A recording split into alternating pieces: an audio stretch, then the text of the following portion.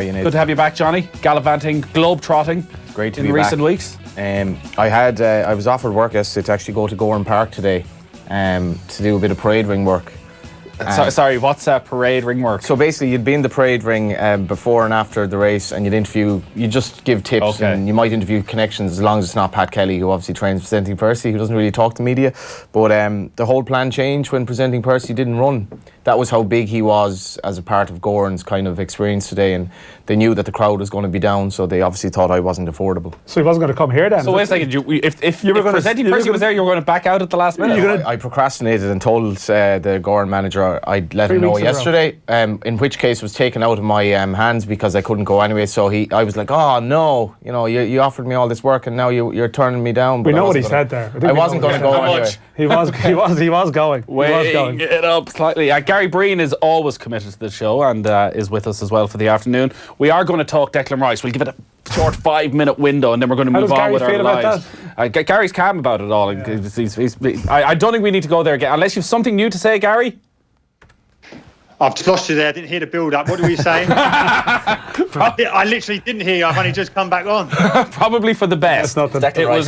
We're just about to get Johnny's hot take on Declan Rice, but Shane is with us and going to run us down quickly through all the live scores. Indeed, yeah. There's plenty happening at the moment. Corofin, of course, were 213 to 112 winners over Donegal's Gweedore, so they've booked their place in next month's All-Ireland AIB All-Ireland Club Final. That game was in Carrick on Shannon. Gary Sice and Martin Farragher scoring those Corofin goals. Their opponents will be either Dr. Crokes of Kerry or Longford's Leinster champions Mullinachta. They meet in Thurles at 3:30, and the Electric Ireland Sigerson semi-final has just thrown in UCD meeting St Mary's of Belfast later on this evening. Division 1A of the Allianz Hurling League, 7:15 is the throw-in time in Páirc Uí Rinn as Cork host Clare in a repeat of last year's Munster final. In Division 1B, neighbours Laois and Offaly meet in Portlaoise, while leaders Waterford face Carlow. That's at Fraherfield. Those games getting underway at 7. We have some racing results for you from this afternoon from Gowran Park, in fact, Johnny. So Monaghan was quite impressive.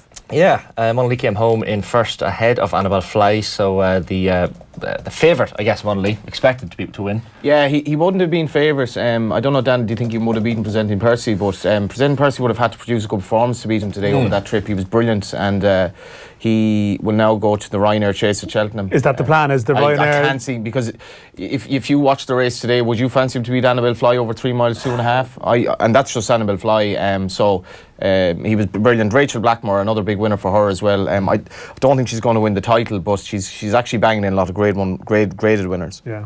The Leinster latest score is away to Zebra. So the Leinster are leading 21-12. That's the latest score in Italy in the Guinness Pro 14. Leinster expected to win that game anyway. Ross Byrne has just crossed for their third try. Connacht in action at 5:30. That's the sports ground. So that's pretty much all that's going on at the moment. All right, good stuff. So over the course of the afternoon, we're going to be talking about Gordon Banks and what was the greatest save of all time. Shane put up a poll. These millennials put up a poll and they got Gordon Banks in, which was at least something. I have to. I don't recall one or two of the other. Peter Schmeichel against Rapid. The Vienna one where he dived down and got a proper fist to it and went over the bar. You can spend your afternoon looking on YouTube for this. It was a poor man's Gordon Banks. He was wearing tracksuit bottoms. And literally the ball was a yard away from him. He was just showing off and showing his upper body strength by pushing it over the crossbar. It's obviously just a childhood memory that Shane has. Well, that's exactly it. Brendan Clark made a save last night that is actually, you can see it online, is quite reminiscent of Banks, and it was quite strange that happened, that because Banks did actually play one appearance for St Patrick's Athletic. Made a great save from Eamon Dunphy. But the best save I ever saw, and I'd say there were 200 people at the game, and it was a dead rubber first division game between Galway United and Monaghan United in about 1996 or 7, and Mark Colby made the save. It was an incredible reflex save. I reminded him of this years later, and he actually remembered it. So shout out to Mark Colby in a game that nobody remembers. For Galway United? Galway United and Monaghan at the end of the season for about 150. Shane's just showed me the save. Yeah, he was wearing pyjama bottoms as well, the proper goalkeeper trackies. Put it in the top 3 saves potentially of all time. I'm going to have to question this. I mean, he showed great power of hand, but it was sort of straight. Bounced beforehand as well, which made it a little bit tougher. No, it's your childhood memory, Shane. I think we've got some of the images of some of the tweet replies. Some people have been sending in some replies on Twitter. Okay, let's see. 53106 or @off the ball on Twitter, or we're live on all our social channels as well if you want to get in touch with us. So Gianluigi Buffon in the World Cup final from the Zinedine Zidane header. Johnny's given his opinion on that. Johnny's even in the screen grabs that we're putting up. I think Dudek's save was one of the best I've ever seen, in fairness to 100. That was an incredible save. I brought that one up. Yeah, that was incredible. Again, the lads were, the Manchester United supporters amongst us were what? Don't even remember. Dudek was a bit mad, but he was capable. Was that point blank save from Shevchenko an unbelievable save, or was it just his reactions? Well, that's what I mean. He literally just sticks out his left arm. I don't know. I think emotions of the game, depending on your feelings, can sort of influence it. Like, Brendan Clark, did Shea make a good save against Iran in the playoff? Was it just an important save rather than like an amazing save? Well, let's get the viewpoint of Gary Breen. Gary, was it an amazing save or an important save? You see, I guess when we're talking goals, we always talk context as well. That, Maradona World Cup '86 is arguably the greatest goal of all time because, as much as anything else, the context and the importance of the game. Yeah. So there's that side of it, which is obviously it helps Gordon Banks out in this case above maybe Peter Schmeichel in that match. Gary, do you remember that save from Shea Given? Was that the first leg, Dan? The first leg, yeah, in Dublin. Yeah, he made a couple of important saves towards the end.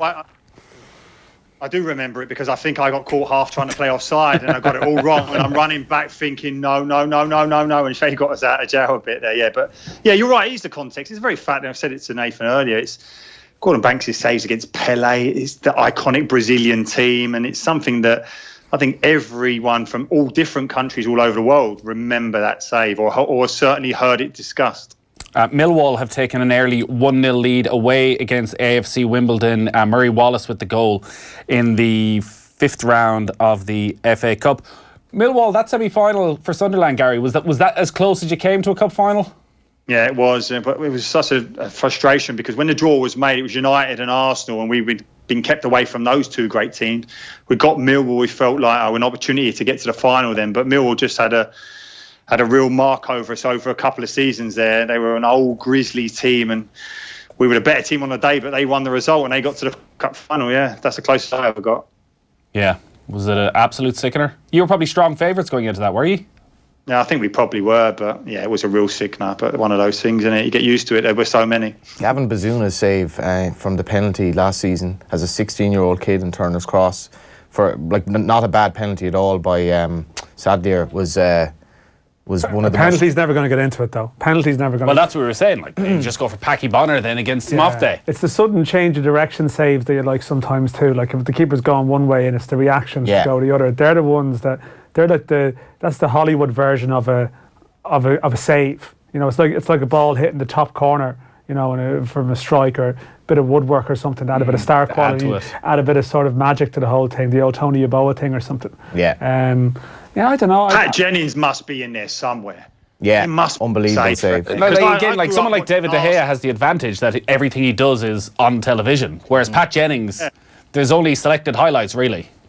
When I used to watch him at Arsenal, he'd come and take crosses with those big shovel hands. It was just incredible to see. He was an amazing goalkeeper. All right, let's get on to it then. Let's get it done. Declan Rice, the decision was made. The email came in and initially I went, Declan Rice declaring for Ireland, brilliant. And then I reread it again quite quickly and realised well, just think on the positive side that we're never going to have to talk about this particular I didn't think we'd have to talk about it today. Related to Declan Rice on a Saturday again. Unfortunately, maybe another player comes along that we end up having the same discussion. Well, that is part of the greater discussion, that every time this type of discussion happens, it's a Declan Rice, a Jack Grealish, a James McCarthy, not somebody who's actually come through our system. Well, and there's going to be paranoia around around everybody now, off the basis of a couple of examples that you mentioned. So we spoke about this during the week, just briefly, on a couple of occasions. Let's hear firstly what Kevin Kilban had to say about the farce of the entire situation. I've been in there, and I can tell you now, every one of the players, when I was part of that squad, when you had a lad come in, I might hang fire on that, were pissed off at it. Every single one of them that were in the... I've been in there, and I can tell you now, every one of the players, when I was part of that squad, when you had a lad come in, I might hang fire on that, were pissed off at it. Every single one of them that were in the squad. And I doubt it's changed. It's only 8 years later. It hasn't changed. And if it has changed, I'd be very, very surprised. Really, really surprised. That as soon as Declan Rice has turned down the chance to go and play alongside those players, that he would be welcomed back 100% within that side. Because in the back of your mind, you've got someone who was willing to jump ship. That's what it is. And he has jumped ship now. Thanks very much. On you go. I've got no problem. Everyone thinks that there's no problem in my mind, for him declaring for England. I couldn't give a toss about that. I really couldn't. It's no issue to me, that. But the problem being is that he has, as you say, used the shirt, auditioned for better things by playing for us. And yeah, under 21s, I understand it to an extent, maybe at 18s, 19s, or whatever it would be. But when you're getting on the 21 level, you know, certainly when you get into senior level, it shouldn't even be. You shouldn't even be talked about. That's it. The rule has to change. Simply has to change, in my mind, because it's a farce. Kevin Kilbane consistently strong in his views on the Declan Rice situation. Let's hear from John Giles with a slightly different take on it. You got to keep taking your chances, but when you get your chance, you got to take it, Nathan. We had a chance with Rice. We had a chance to qualify him. And we didn't do it. So 18 months ago, we should have... case altogether. But you can't stop looking for outstanding players that qualify for us because these two incidents have happened. You've got to keep at it. You've got to keep going for the best. And hopefully that'll turn out in your favour. You can't force it. You can't make them do it. But if it's there for the taking, then you've got to take it as quickly as you possibly can. And if that means putting them on for a minute at the end of a competitive international, yes, so be it. Yes. And he's qualified for it. And then there wouldn't have been any fuss.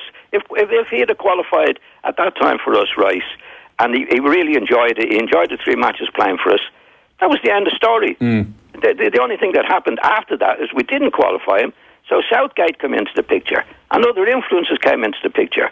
But if it happened at the time and Rice had qualified for us, he was as happy as Larry, that would have been it.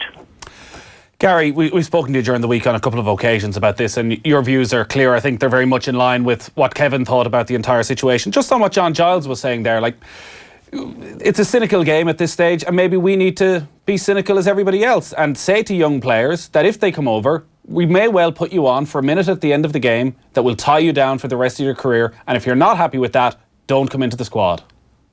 Listen, even the wording, tie you down and stuff like that. And Johnny Giles, iconic player, but he's contradicted himself there. We had a chance to qualify him. And in the next breath, he says, you can't force him. Well, if you'd have tried to qualify him then, you are forcing him. And he didn't warrant a senior call-up at that stage of his career. He'd done nothing to justify getting that. And that's the problem. And I know hindsight's a wonderful thing, but you can't just give out caps to do that. And do you know what? It's been a really difficult time in terms of, I'm not surprised at Declan Rice. Ultimately, he's proved he's not Irish, but that's no problem. But I think what he has proved, and even listening to Kevin Kilbane, who's normally so charming, so relaxed about scenarios. And I know you're goading him to a certain extent, but look at his demeanour. It changes. And do you know what? I'll probably give you a little bit of insight at that. Because the likes of me and Kev have had this plastic paddy title, having to fight all the time when we're clearly, in our minds, we've always been Irish. There's no decision to make. People say, well, Gary, Kevin, it was an easy decision. There's no decision. Like it wouldn't have been a decision for you, Nathan. Yeah, there was no decision. And then this is what really frustrates me as well. Is that even my old teammates now are coming out with the line country of birth. Well, listen, is his country of birth so ultimate? Well, I wasn't born in Ireland, but still, and this is something I've got to deal with now, is that subconsciously, consciously, a lot of Irish people probably don't consider me Irish. It's been proved on this whole argument. And you can't say though that Declan Rice isn't Irish, because nationality and identity is a very, very complex thing, and there's no black or white answer to this. It's like we've a lot of issues around national identity, particularly in the north now, because the issue of United Ireland has been raised. A lot of people in the north, particularly obviously of Protestant background, would consider themselves having dual nationality. Declan Rice, I'm sure, considers himself Irish and considers himself English, and has chosen England because he's playing for a better team and he's going to make more money, basically. But it's not that he's not Irish. It's just he. Well, it is that he's not. Listen, Johnny, I know about the cosmopolitan nature. I've lived in London, so I don't know anyone have to come to me about dual nationality. I grew up with a tight bunch of friends. One's who are from Ghana, one's from Malta, one's from Scotland, blah blah blah. So, but they all identify with being from London. He's from London. But if you to say to them what country, what nationality you are. He has clearly said, I'm a proud Englishman. Now, I'm not dismissing the affiliation that he says and the affection that he has for Ireland. There's no doubt about that. That is not in question whatsoever. But he is not He's not Irish. If you say you're a proud Englishman, then you can't be called an Irishman. I can't agree with that. Just because English, the English-Irish history of 800 years, blah blah blah blah. Like of course you can be both, and there are a lot of my cousins would consider themselves both. You can be Irish and you can be English. We probably have more in common with English people than nearly any other race. Anyway, I can't agree with Gary on that. I think. Well, listen, it is a big debate. Of course it is, and this is why it's so highly charged in terms of it. But the statement is, listen, I'm not dismissing his Irish heritage. Of course I'm not. No doubt about it. I grew up with lads who had the same upbringing as me in London and considered themselves English. That's their mindset. So that's I have no argument with that. I have no argument in terms of the decision that Declan's come to. My massive argument and the whole basis is the fact that he should have made this decision prior to playing that senior games for Ireland. That's the whole issue. And this dual nationality, I totally agree with you. You can be both. It's such a cosmopolitan world now. It's more fluid in terms of nationality than it's ever been. But if you're telling me, do I believe that Declan Rice considers himself Irish? Then no, I don't.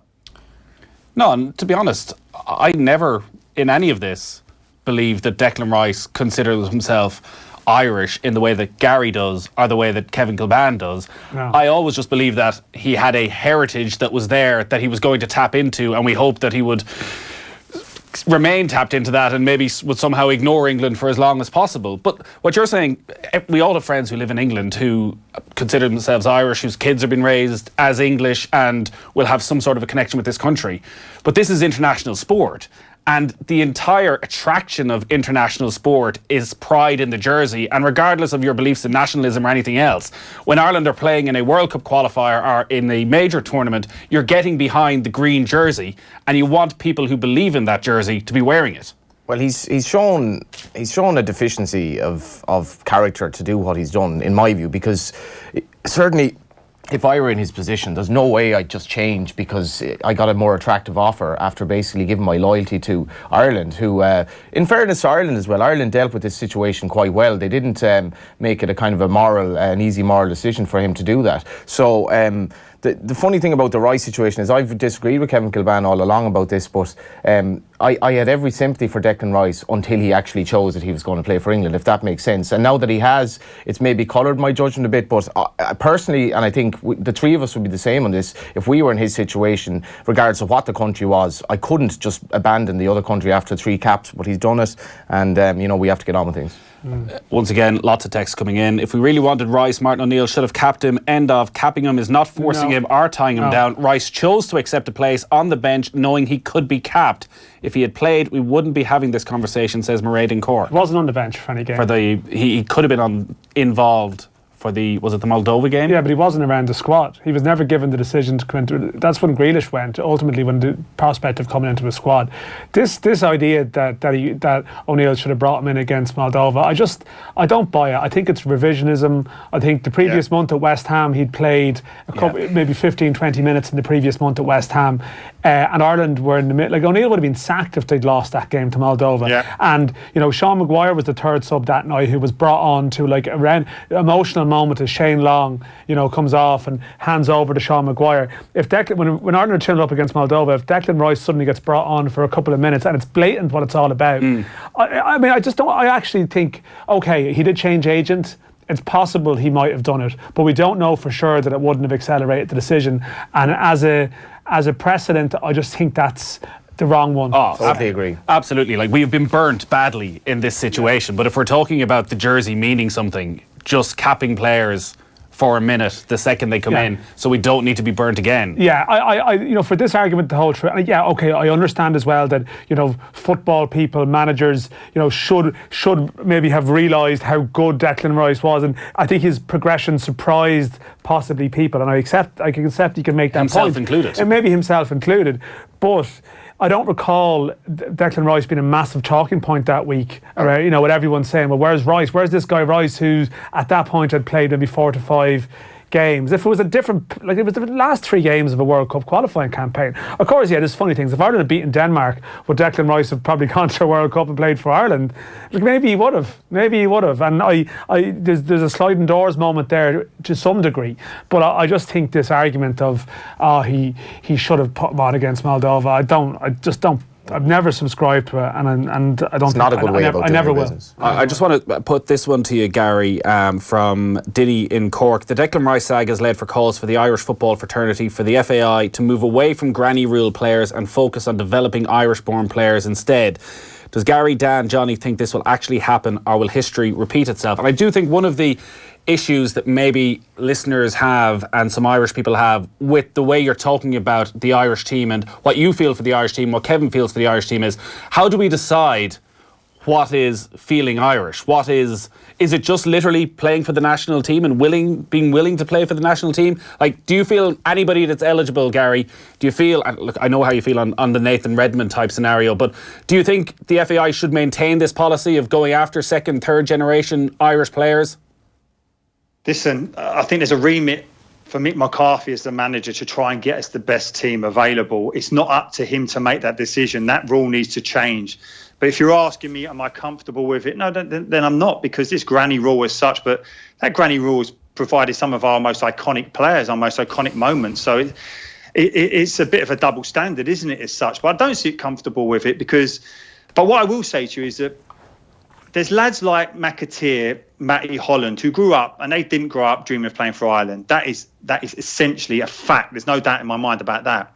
But when they did come into it, I never doubted their desire for the cause, that they were working any harder than me or any of the other lads, not for one moment. So when they do come on and pull on the jersey, I don't subscribe to the belief that, say, the likes of Joe said to me the other evening, that a lot of these Irish players, if they now got an England call-up, they'd go. I'd be very surprised about that. But listen, it's a romantic view. I've said it time and time again. I just want lads, when I'm watching the Ireland team, I want them lads to have grown up dreaming of playing for it, as I did and as you did and as any young footballer does, wanting to represent their country. But we're not alone. You know, we're seeing it in all international sport. Keep referencing Owen Morgan's captain of England cricket team. The rugby union, the fluidity of people playing for different countries is an absolute nonsense. But those are the rules. If you're asking me, should the FAI now adopt a stand to say, no, we won't do that, it would be to our detriment as a team, no doubt. I guess in fairness to Owen Morgan, was that not a slightly different scenario in that Ireland simply didn't play he wanted to Test play county cricket, like, you know, so that the only way he could ever actually play Test cricket was to play for England? Yeah, I think now that's obviously that's now they're changing. a Test nation now, you see. Well, that's what I mean. If he'd come running back straight away, I would have been like, yeah, fair enough. That was a professional. That was like a job decision in the sense that, like, obviously he was going to be like. I think Irish cricket fans appreciate that Morgan made that for a career choice, like you would. And we shouldn't divorce the fact that this is a career decision. Irish cricket fans are probably quite, you know. Declan Rice has made a career decision, Gary. Like, that's the point. He's made a career decision, and ultimately his job is to play football. And if we were to do this in anything other than like sport, we'd probably do the same thing ourselves, because we go for what is effectively better money. And that I totally agree with you there, Johnny. But ultimately, you have the decision to play for anyone and earn that money in your club career. I know there's a knock-on effect, and it's been proven that financially he'll be better off playing for England. But protect that uniqueness of international sport. Protect it. We don't need it to be a career move. It should never be a career move. And listen, Kevin Kilbane alluded to it there. Clinton Morrison, initially before he comes into the squad, is going, yeah, do you know what? I don't know. And we were listening to this. He was talking on television saying, well, I don't know, do you know, I might get to be out and playing a World Cup for Ireland. And he did in the end. And you're thinking, you what? And now listen, Clinton's a great lad. He worked his socks off for Ireland. I'm not saying he had a fabulous Ireland career, because he didn't. But nevertheless, you are listening to that as a player thinking, do you know what? No, we don't want you. I don't think Stephen Kenny is going to, court players. No, he has spoken about it. Like, I don't think he would. Well, I see. Is that not part of his job? Well, it's the thing. It's a tough one. I think he will have to eventually. I think just there's to me, like, it in some ways there's a case by case element to it, rather than applying a sort of a general rule, you know, a sort of a sweeping rule, because there still will be a Gary Breen or a Kevin Kilbane or someone from that. I mean, I've heard some stuff from Aidan O'Brien recently. It sounds like he's from a very, very strong background who turned down England at a level when he was younger. So you're always going to have those families. These families haven't gone away, as much as we talk about, you know, maybe the changing profile of communities and so on. But I think I've heard the point made from people involved that, now, see, if Ireland waited later, then you'll lose players, and I accept that. But should we stop this practice and maybe, 16s, 17s, 18s of lads coming in for a couple of weeks to have a look, because it is happening. There is auditioning happening. There was a guy, Marcus McGuan, who's at Barcelona now, who basically came and played for Ireland in the European Championships, and that effectively was, it pushed him on in terms of England. And we have to, I think in a way you'd like to nearly be asking people later to come on board rather than the situation we have now, where Declan Rice, as it's happened, and as our players with Northern Ireland did as well, unfortunately, they have taken away caps and development caps from players who could have played at 16s, 17s, 18s, 19s, all the way up. Now, I've heard people say, well, they got to play next to Rice, maybe play around him, might have brought some lads along in some ways. But I think it's a sore one now if you're a 20-year-old Irishman who is getting on okay in his career but didn't play all the way up because you were behind Declan Rice. We spoke about Roy Nolan during the week. Nolan was considered behind Declan Rice. That's why he wasn't around some squads. It'll be interesting as well. It's a tough one. When he's actually interviewed about this, because he gave a carefully choreographed kind of crappy statement that was a load of, PR really. When he's when he sits down, and if he had an interview with Gary Breen and Kevin Kilban about it or something like that, that'd be interesting. That'll be interesting for many reasons. But listen, but even speaking to lads, like if you come in, I would have been in the squad, Johnny, right? And lads might come over, and I only have to speak to them a couple of lines over breakfast, dinner. Just say what do you do when you're a kid? Like, do you remember any stories? What did you do? When you're in Ireland? No, never really been there. Blah blah blah. And you're like, Jesus Christ. But listen, in terms of the under-21 manager and doing that now, and Stephen Kenny, he will have a knowledge of League of Ireland players superior to anyone before, so he can bring those players through. But ultimately, if lads are in England at those younger age groups, it suggests, not right, I'm saying rightly or wrongly, it suggests they're at a higher level because they have been cherry-picked to go over there and play. Now, it's not up to him. You're right, Nathan. He has a remit as a manager. It's not up to me. If I suddenly was the Ireland manager, my beliefs would have to suddenly go a little bit to the side. I can't suddenly just pick players like that. I have a remit as the manager to pick the best players available. Now, Dan, I'll ask you, you're saying about Declan Rice and other young players. Do you know much about this Luke O'Connell now, who England have identified? Just got into the Bolton team, playing really well, caught in Premier League clubs now, and suddenly the FAI have identified they're going to go after him. Yeah, I think he's a Liverpool lad who's at Bolton, and I mean, I think someone was messing around with his Wikipedia page, putting on Wikipedia page that he wanted to play for England, but certainly. He played in the under-17 European Championships last year, and the level of speculation around him, and as you mentioned, I haven't heard no insight in terms of where things are at, but he does seem like he could be another contender for this speculation that we're going to have to live with. One of the reasons why actually this isn't the last time Declan Rice is going to come up on a Saturday afternoon is because what's going to happen over the coming months with Nathan Redmond potentially coming into an Ireland squad at some stage, having already played for England, and the acceptance of that, and particularly what's going on with Will Keane. Patrick Bamford, who has quotes on the record 2 years ago, which are like, well, my mother's side are pushing me towards Ireland, but I'd love to play for England. I'd like to play for England. But also, maybe the Keane family sum up this entire mess, where you had Michael Keane played for Ireland at underage level, has now gone on to play full international for England. Will didn't want to play for Ireland. Michael Keane came over and played competitive at underage level. But this is the thing, he came over and he played at a competitive under-19 match when he was shopping around. Sometimes, when that is what it is. And if we're bringing someone in to play a competitive, maybe this is the thing. If you're going to play someone in a competitive underage qualifier, do you need to have a discussion with them around that and say, well, how do you feel? Now I know things can change. I'm sure Declan Rice would have given all the right answers. But, Michael Keane playing the competitive underage qualifier, then he left and that was it. He was gone, whereas Will Keane's coming back. Will Keane is coming here because it hasn't worked out for him. And that's blatant, and no one else can say otherwise. And he's not coming here as even Nathan Redmond, who, if everything was to go through and he decides to play for Ireland, would probably be in and around the starting 11 straight away. Will Keane, on what he's achieved, is barely a squad player. He's meant to be a very talented player, and was very well thought of in the first place. But see, Mick's on a short-term brief as well, so he's That's not. The thing.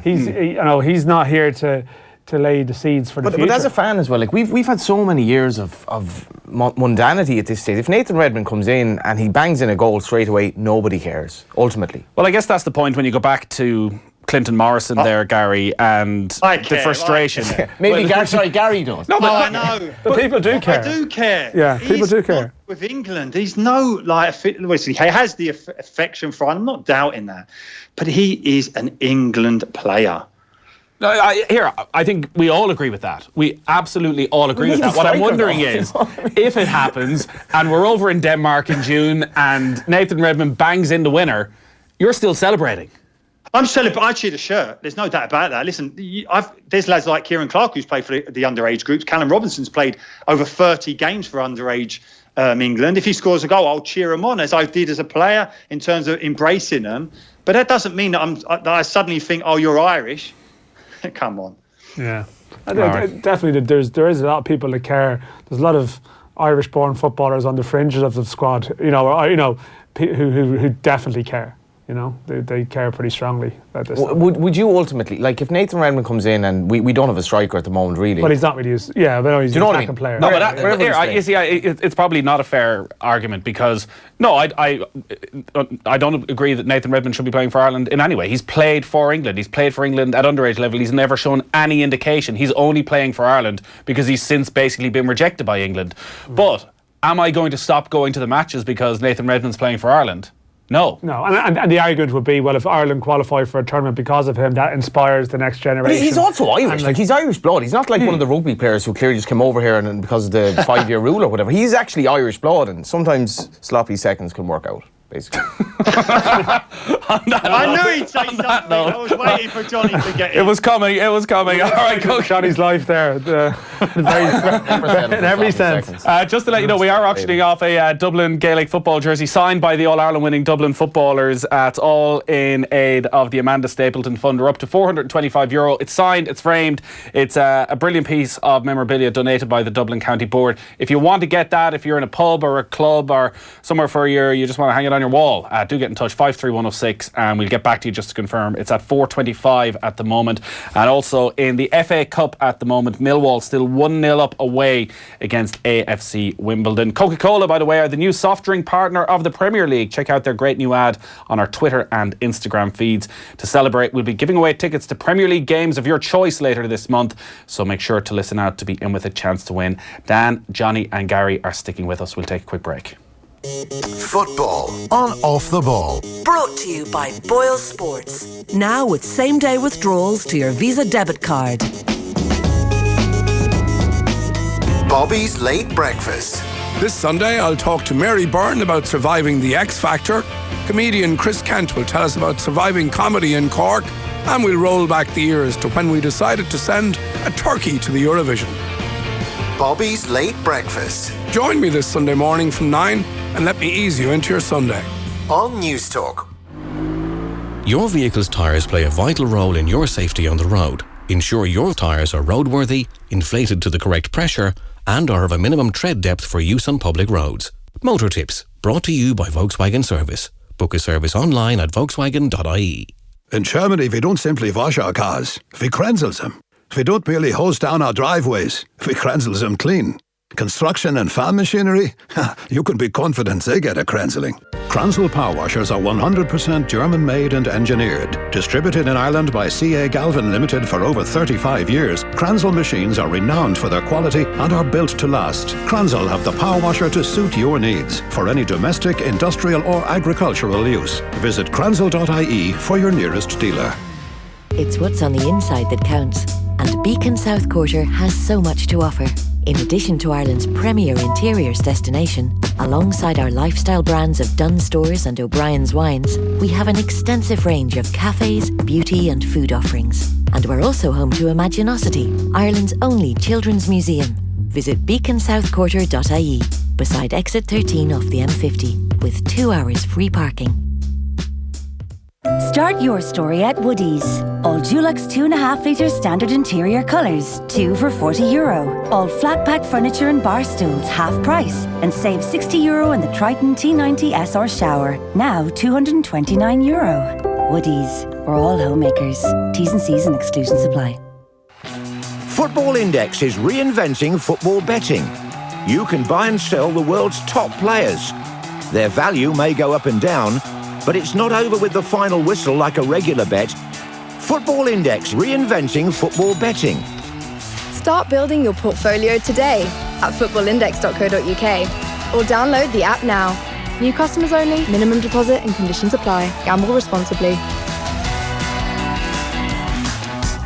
It's that wow feeling when you walk through the door of the Easy Living Interiors winter sale, finding incredible style in each display aisle and savings that are off the scale. Italian table and chairs, new beds for upstairs, sofas that are stylish and clever, accessories and more, a design service in store. It's the best Easy Living sale ever. Create your dream home for less at Easy Living Interiors. Cork, Waterford, Navan, Naas, Sandyford and Belfast. And now open in the M1 Retail Park, Drogheda. Sale ends Sunday. This isn't gonna be easy. Why are you talking in that voice? Late nights, intensive research. Forget about seeing your family. Well, you're my wife. We'll chase every lead, shake down every witness. Wait, what? Cross-reference every offer and triangulate every promotion until we find it. Find what? The way, Peter. The way to save on car insurance. But I already went on to 123.ie. Save 10%, no questions asked. Oh, I better cancel those sniffer dogs. Simple is smarter. Get 10% off new car insurance when you buy online at 123.ie. Acceptance criteria, T's and C's apply. 123 Money Limited trading as 123.ie is regulated by the Central Bank of Ireland. RSA Insurance Ireland Act provides 123.ie car insurance. A train approaches the platform. For some, it's just the 6:45 to Houston. But for you, it's an office on wheels. Here, the canteen comes to you. The person sitting opposite you isn't just a passenger, they're a colleague. And regardless of what your business card says, from the moment you step on board, you're the boss. Rediscover the joy of the train. Great fares for business customers at irishrail.ie. Is your Volkswagen in need of a checkup? Trust an approved Volkswagen technician for peace of mind and to help keep your Volkswagen a Volkswagen. Book a classic service online for just €169 at Volkswagen.ie with free 1 year's roadside assistance and tyre care included. Terms and conditions apply. It's the Love Monday Mornings jackpot. The Lotto jackpot is €9 million. Play responsibly in-app, in-store or at lottery.ie. Lotto. Time to play. Estimated jackpot. Hi, I'm Anne Daly, SuperValue store owner. Fill your trolley with the SuperValue range with over 3,000 products and hundreds for €2 or less, like SuperValue Deli Style Meats range, $1.99 each, and SuperValue Red Cheese Slices, only €2. With the SuperValue range, you can shop as you please and save as much as you like. All things considered, it's SuperValue. Football on Off the Ball. Brought to you by Boyle Sports. Now with same-day withdrawals to your Visa debit card.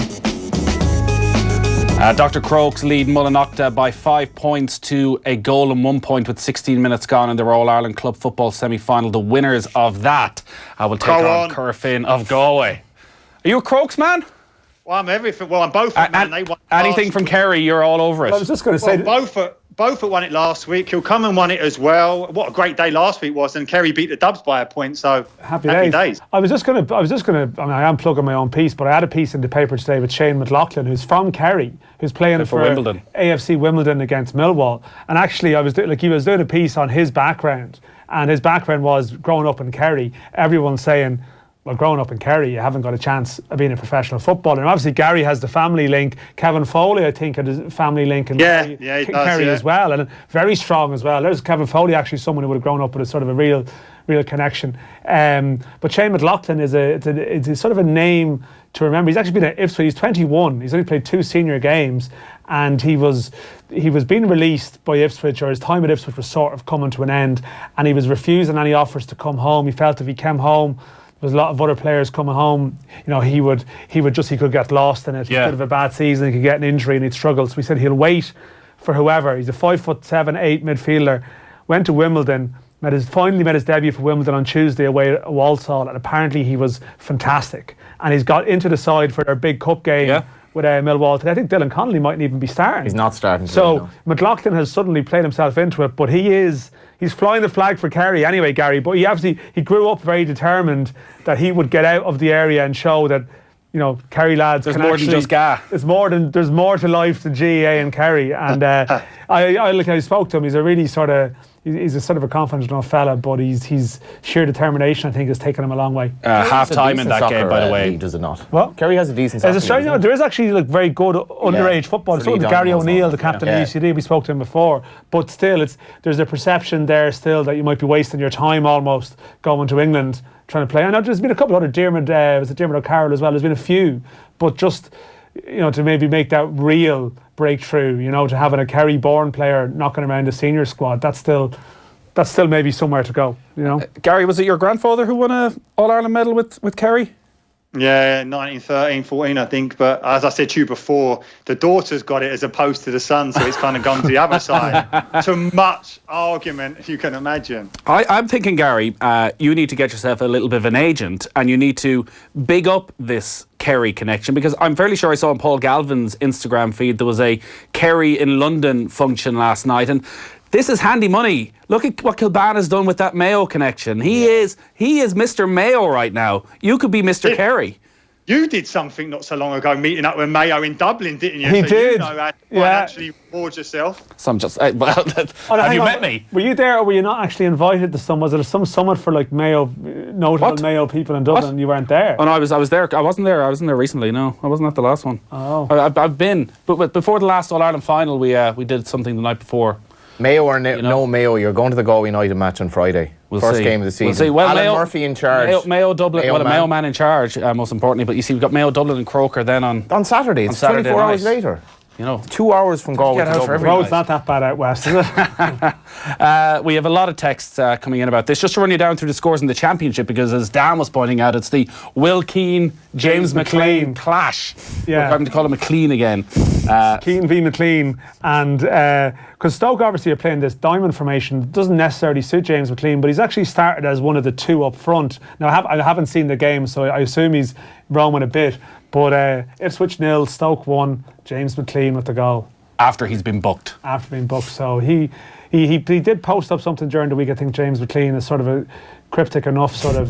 Does he ever post anything cryptic? On Instagram. No. Subtlety is not a strong point. This was subtle enough, but it wasn't a news story. Like, if anyone made it a news story, they were going too far. But I'd love to hear James McLean, James McLean's WhatsApp discussions with his mates over the last week, I'd say, would have been fairly... You're actually inviting them to leak one to you there, it's like... If Stephen Ward has recorded anything in the last week. Johnny Buckley's just been sent off for Dr. Crokes in that game, and Mullinock have got a second goal, so they now lead 2-1 to 5 points. What a story that would be. This is big, if Mullinock could win this game. So there's only 20 minutes gone. Johnny Buckley's been sent off. So just in the Championship, by the way, as well, Villa. Norwich are 3-0 up in their game away at Bolton. Norwich top of the Championship as it stands, and Sheffield United pushing for one of the automatic promotion spots as well, 3-0 up at home against Reading. Scoreless between Preston and Martin O'Neill's Nottingham Forest. As you said, Stoke 1-0 up away at Ipswich, and Villa 2-0 down at home against West Brom. Villa had a bit of momentum going, and they've completely lost it. I thought they were certainties to at least, playoffs, high-end playoffs pushing, but they are conceding a lot of goals, and they're not a John Terry's not working his defensive magic, is he? No, actually, that's actually been kept a bit quiet. I think Dean Smith is probably coming under a lot of, going to come under a lot of scrutiny, but I thought JT would be... Well, JT may get the big gig. Working the afterwards. He's too busy in the year of Declan Rice. He's not concentrating on his own job. Yeah. Wow. League of Ireland season started last night, and listen, it's always great to have Johnny with us on a Saturday because listen, he's a man of the people. Yes, he's on the ground. It's great to have Dan here. What are you talking about? Me? Dan is the League of Ireland. You were in Inchicore last night. You were like, I'm Dan's a journalist. I've been working. I've always had a working relationship over the last 10-12 years where Johnny goes to the game, he gets a bit of atmosphere. He goes to see what the people are up to. He wants to mingle with the fans. Con Houlihan-esque kind of image. To come in the following day and tell us who he met at the game last night. Yeah. There was a guy next to me, and you hear a bit of the terrace chants, he'll have had a story, the comments going back years, and that's one of the things. Because I assume you were in the thick of things last night in Inchicore. Yeah, where were you? Were you with the Pats fans? No, I was in the middle of the stand. The best seats I've ever had. Where are the best seats you've ever had? Well, I was basically turned up too late to get. There was a massive crowd there. And you turned up too late because if you're watching on our social channels, we've got a little video, a little picture from it. You were caught on camera last night. So let's go through. That's the director's box. That's the director. Will we go right to left to right? So we start at back right. That looks, it's slightly blacked out, but that is the unmistakable coat. Excuse me for getting the best seats of Kevin Kilban. Yeah. Sat beside him is Johnny Ward. Sat beside him, Dan? I think, I don't want to guess. I think that's someone from the FAI. There's at least one FAI. Then next to that, there's Michael Hayes from the FAI, who would be very much involved with the fixtures and that. Yep. Then Michael Cody is the next one down, who was one of John Delaney's right-hand men, surviving, a long time on the FAI board. Unusual. In front of him, we have, that's Bobby, the FAI security guard. Bobby. I'm glad he was there. Mick McCarthy is next to him. The Ireland manager. And Fran Gavin, the League of Ireland chief. You were really out there mingling with the punters last night, John. And then the front row, we've got Patrick Dolan, and then we've got a couple of lads from Cork that I would recognise been involved with Cork. So wow. You were in the middle of the stand, otherwise known as the director's box. Johnny, you're in the director's box at Inchicore. You now only go to League of Ireland games if you're in the director's box. Big time now. With the FAI officials. Yeah. So now we got to wonder, which side of your mouth are you speaking out of, Johnny? Yeah. I didn't know who any of these guys were, apart from Mick McCarthy and Fran Gavin and Pat Dolan. That's half it. And obviously Kevin Kilban. But Pat Dolan is... Were you talking to Mick? Just shook hands with him before the game. Was honoured to meet the Ireland manager, but I was very, very disappointed because the game was such a letdown in terms of quality that I was like, this is not. And Terry Connor and Robbie Keane were at other games last night, and certainly the Dundalk Sligo game wasn't very good either. But this was a poor game.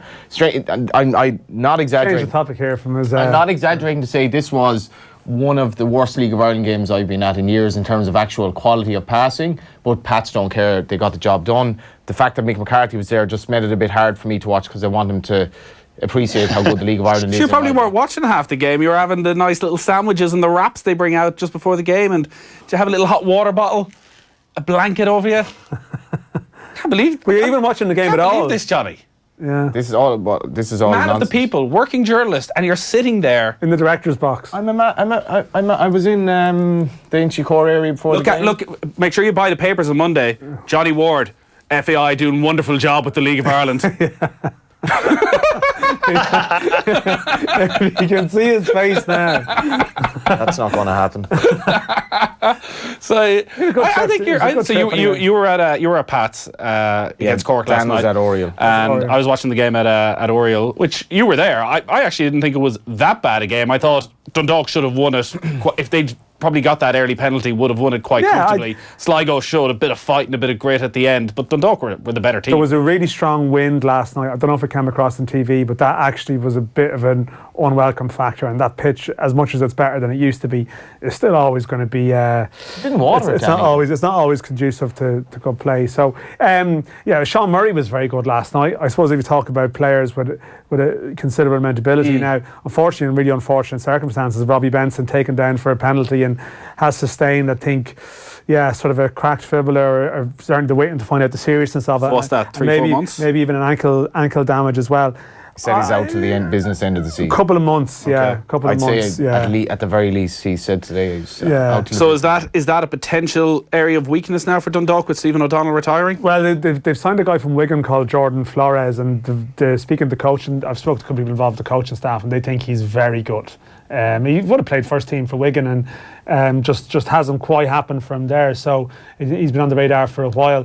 Murray came on for Benson last night, was very good, but see, the difference with Dundalk is they recruited a guy from Oldham yesterday. They probably have the means to go for a probably higher calibre player than some of the other clubs, and they've certainly been aiming high in terms of the last week. They would have been looking at Chris McCann, who ended up, he won the MLS with Atlanta last year. They did sign him out, never got too far because he'd been waived by Atlanta, so he still technically belonged to the MLS, and DC United picked him up straight away, or an MLS team, Wayne Rooney's team actually. But the Dock were looking for him. They have the means to go for a better quality player. So if they have an issue with McElhenney and Benson, who got injured last night, they will sign someone before the next week. They've got Jamie McGrath to come back as well, who was really improving last year too. So they'll be absolutely fine. They should have won the game last night. They missed a penalty after the Benson thing, and they conceded a really bad goal. But they'll be okay. First game of the season. I mean, they drew 0-0 with Bray last year, and I mean, Bray ended with a record. The dog broke the goals record, and Bray almost broke a conceding goals record. You got to think Stephen O'Donnell at least has come into his head today. You know, maybe should like I suppose U-turns on retirement. That's probably because you've texted him and told him. U-turns on retirement. You're at his wedding, like you can ask him this. You played five-a-side with him on Wednesday. Yeah. He's 32 years of age. By all accounts, he's still practically the best player in training. Benson is injured. He's out for most of the season. Mclaughlin could be out for 7 to 8 weeks now. He's obviously not the same type of player, but if Stephen O'Donnell came into that team, is anyone telling me he wouldn't improve that Dundalk team? Well, let us know. 53106 is the text number if you want to get in touch. Just on, so Mick McCarthy was at a game, and listen, it's right and proper. And why wouldn't they be at games most weeks in the League of Ireland on a Friday night? Mick McCarthy, Robbie Keane, Terry Connor. Being paid. And Johnny's worried about the quality on show, and that, like, I guess we're reading maybe too much into it then, that Mick McCarthy's looking at this thinking, well, what's the point in coming here every Friday night? It's not setting a very good start for him, because I don't know when he last saw a League of Ireland game. I'm completely only speculating here. I imagine it's quite some time ago. No, I've seen him. I've seen him looking at he was he recruited a lot. Yeah, he's been recruiting a lot. He was at Inchicore. Matt Doherty's 10 years ago, Johnny. I saw him in Inchicore last year. I can't think who the player was that they were looking at. Gary knows more about how Mick works, but I think Mick would generally, if his team are telling him to look for a player, I think where possible he will come and have a look at him. So I've seen him. He's certainly been at games. Well, I guess great football managers as well, and good football managers, Gary, can go to a game last night, realise what sort of quality he is, realise it's the first match of the season, the conditions, and still somehow pick out the one or two guys who have the little bit of technical ability that they want. No, listen, no doubt. Listen, and Dan said it there. He's proved it over the years. The very fact he took Stephen Ward, initially brought him over to Sunderland, wasn't quite up to it, then went back again for him, because so he would have seen something and said, all right, not quite ready yet. But that's a good thing about Mick. He won't dismiss anyone, and he's that experienced that if, as Johnny said, it wasn't a particularly good game, you see past that, he'll know himself. Listen, go and watch Mick McCarthy's team sometimes, not particularly good every week as such. So he has an understanding of football. One player I should give mention to. You can see bad games in the championships at any level. I think absolutely. Like Dan said about the conditions weren't great in Inchicore either. But Chris Forrester looked miles off the pace. I was absolutely shocked how ineffective he was. Not that I think he will improve, but the one player for me that you would be looking at going forward is Darragh O'Connor for Cork. I thought he was absolutely excellent. He has a dynamism that. John Caulfield's signings, I think he has a kind of a scattergun approach to signings, but this is one that definitely will work out for Cork. He's an untapped potential. He's played a couple of games. He's been very good. He's only come from UCD, so he's never been a full-time footballer before, basically. But he's showed a lot in the last couple of weeks. But give him time. I was going to say, one of the downsides for Mick McCarthy going to games is that now he's going to have to answer questions about every game and why he's not picking more League of Ireland players. And if he doesn't pick them. Well, he just. You've been to games. Why aren't you picking? I don't think anyone has any issue. Well, we shouldn't. And if he's honest and says, well, no, I went to the games. The key thing is going to the games. Yeah. Because once you go to the games, you can never have it labelled at you that you've let your perception cloud. Oh, I just won't go. Trapp had to be brought dragging and screaming. But as Gary says, he's seen players before and said, well, actually, I can bring him to my championship club, or I can bring him to my Premier League club, or whatever. So I wouldn't. It's frustrating.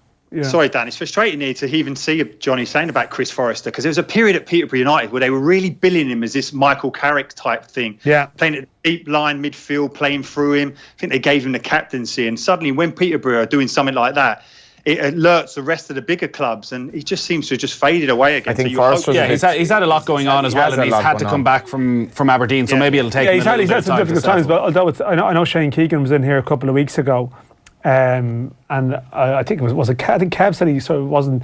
Shane Keegan spoke about how sometimes he'd taken players home from England or Scotland, and they weren't. You'd be surprised that they weren't necessarily in the peak condition that you would expect. And Forrester has been in Aberdeen until very recently. But I think I think Harry Kenny and people at Pat seem to think he's got a bit to go in terms of conditioning, so it's funny how it happens. You always assume that the environment over there is better, But it's not always the case, depending on. But also very conscious that, you know, Chris has had a difficult couple of months in his life. So, you know, that can always affect. A positive spin on things. Conor Clifford, though, it's funny. Conor Clifford, by all accounts, looked decent last night. And he's someone who has been, and I don't think it'd be unfair to say it, he's been in the wilderness a bit over the last couple of years. And from being the boy wonder at 17 at Chelsea. And this is probably the first run he's had at a full season in Ireland, uninterrupted, without any crap and any issues between coming home. And I've heard good reports about his application in pre-season and stuff. And it's great to see someone like that, you know, hopefully get back. A couple of other positives as well. The crowds were really encouraging last night. There were over 4,000 in Watford, 3,500 at the Pats game. Not sure. There was a good crowd in Dundalk, obviously. Good crowds everywhere. But there always is the first day. And the second positive I want to say from a more sort of human perspective, to see Mikey Drennan where he's at compared to where he was at with Shamrock Rovers.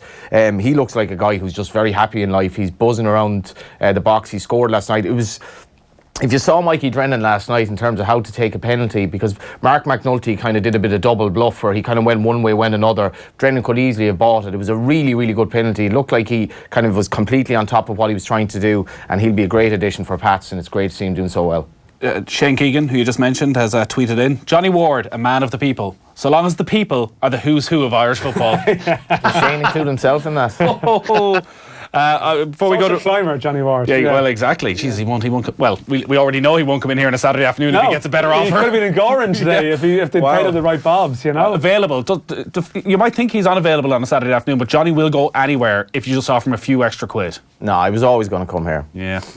A couple of scores before we take a break. In the rugby, it is Zebra 24, Leinster 28. That's top against bottom in the Pro 14. There's still 15 minutes left there. Our rugby coverage brought to you by Vodafone. Team of us, everyone in. In the Sigerson Cup semi-final, is in the second half, St Mary's at Belfast lead UCD by 7 points to 2. And in the FA Cup, Millwall still 1-0 up away at AFC Wimbledon. The second half just underway. We'll take a quick break. Join the conversation on Facebook and Twitter. For the first time ever, there's a new pain relief available that cleverly combines paracetamol and ibuprofen into one convenient tablet. New Easolief Duo gets to work fast and provides pain relief that's 30% more effective than taking either one alone. Don't let pain prevent you from giving everything you've got. When standard pain relief is not enough, take new Easolief Duo for powerful dual-action pain relief. In pharmacies only. Contains paracetamol and ibuprofen. Always read the label. The all-new Toyota Corolla family has arrived, and the reviews tell us it's been worth the wait. There's the dynamic Corolla hatchback, the impressive touring sports, and the world's best-selling car, the Corolla Saloon. Redesigned inside and out with outstanding fuel efficiency. Available in petrol and self-charging hybrid. Book your test drive today and see why the Corolla is more in demand than ever. Toyota. Built for a better world. House. Digs. Gaff. Pad. Home. However you say it, we all deserve somewhere to call home. I'm Ciara from Harvey Norman Waterford. This February, we are making homes with the Peter McVerry Trust. We're fundraising to fit out 20 homes for people experiencing homelessness, and all of the money raised goes directly to the Peter McVerry Trust. You can help by attending our fundraising events in store or by visiting harveynorman.ie/making homes for more ways to donate. Help us reach our goal. No! So you've just found out how easy it is to apply for a Bank of Ireland business loan? Well, it's about time. At Bank of Ireland, we understand the importance of your time, so you can now apply for a business loan in minutes and get a quick decision. For the loan your business needs, talk to Bank of Ireland. Call 1890 365 222 or search BOI Business Loans. Quick loan decision is dependent on receipt of all relevant information and documentation. Some applications may take longer. Warning, if you do not meet the repayments on your credit facility agreement, your account will go into arrears. This may affect your credit rating, which may limit your ability to access credit in the future. Security, lending criteria, terms and conditions apply. Over 18s only. Bank of Ireland is regulated by the Central Bank of Ireland. Now you have 3 great reasons to switch your family to VHI Healthcare. We're leading the way in family healthcare with our member-only access to VHI Swift Care clinics, faster access to our VHI Paediatric Clinic, and now you can get 25% off all kids under 18 on all our One plans until February 28th. Switch today. Call 1890 444444 or search VHI One plans. VHI Healthcare. When you need us, we're there. Terms and conditions apply. VHI Healthcare DAC trading as VHI Healthcare is regulated by the Central Bank of Ireland and is tied to VHI Insurance DAC for health insurance in Ireland.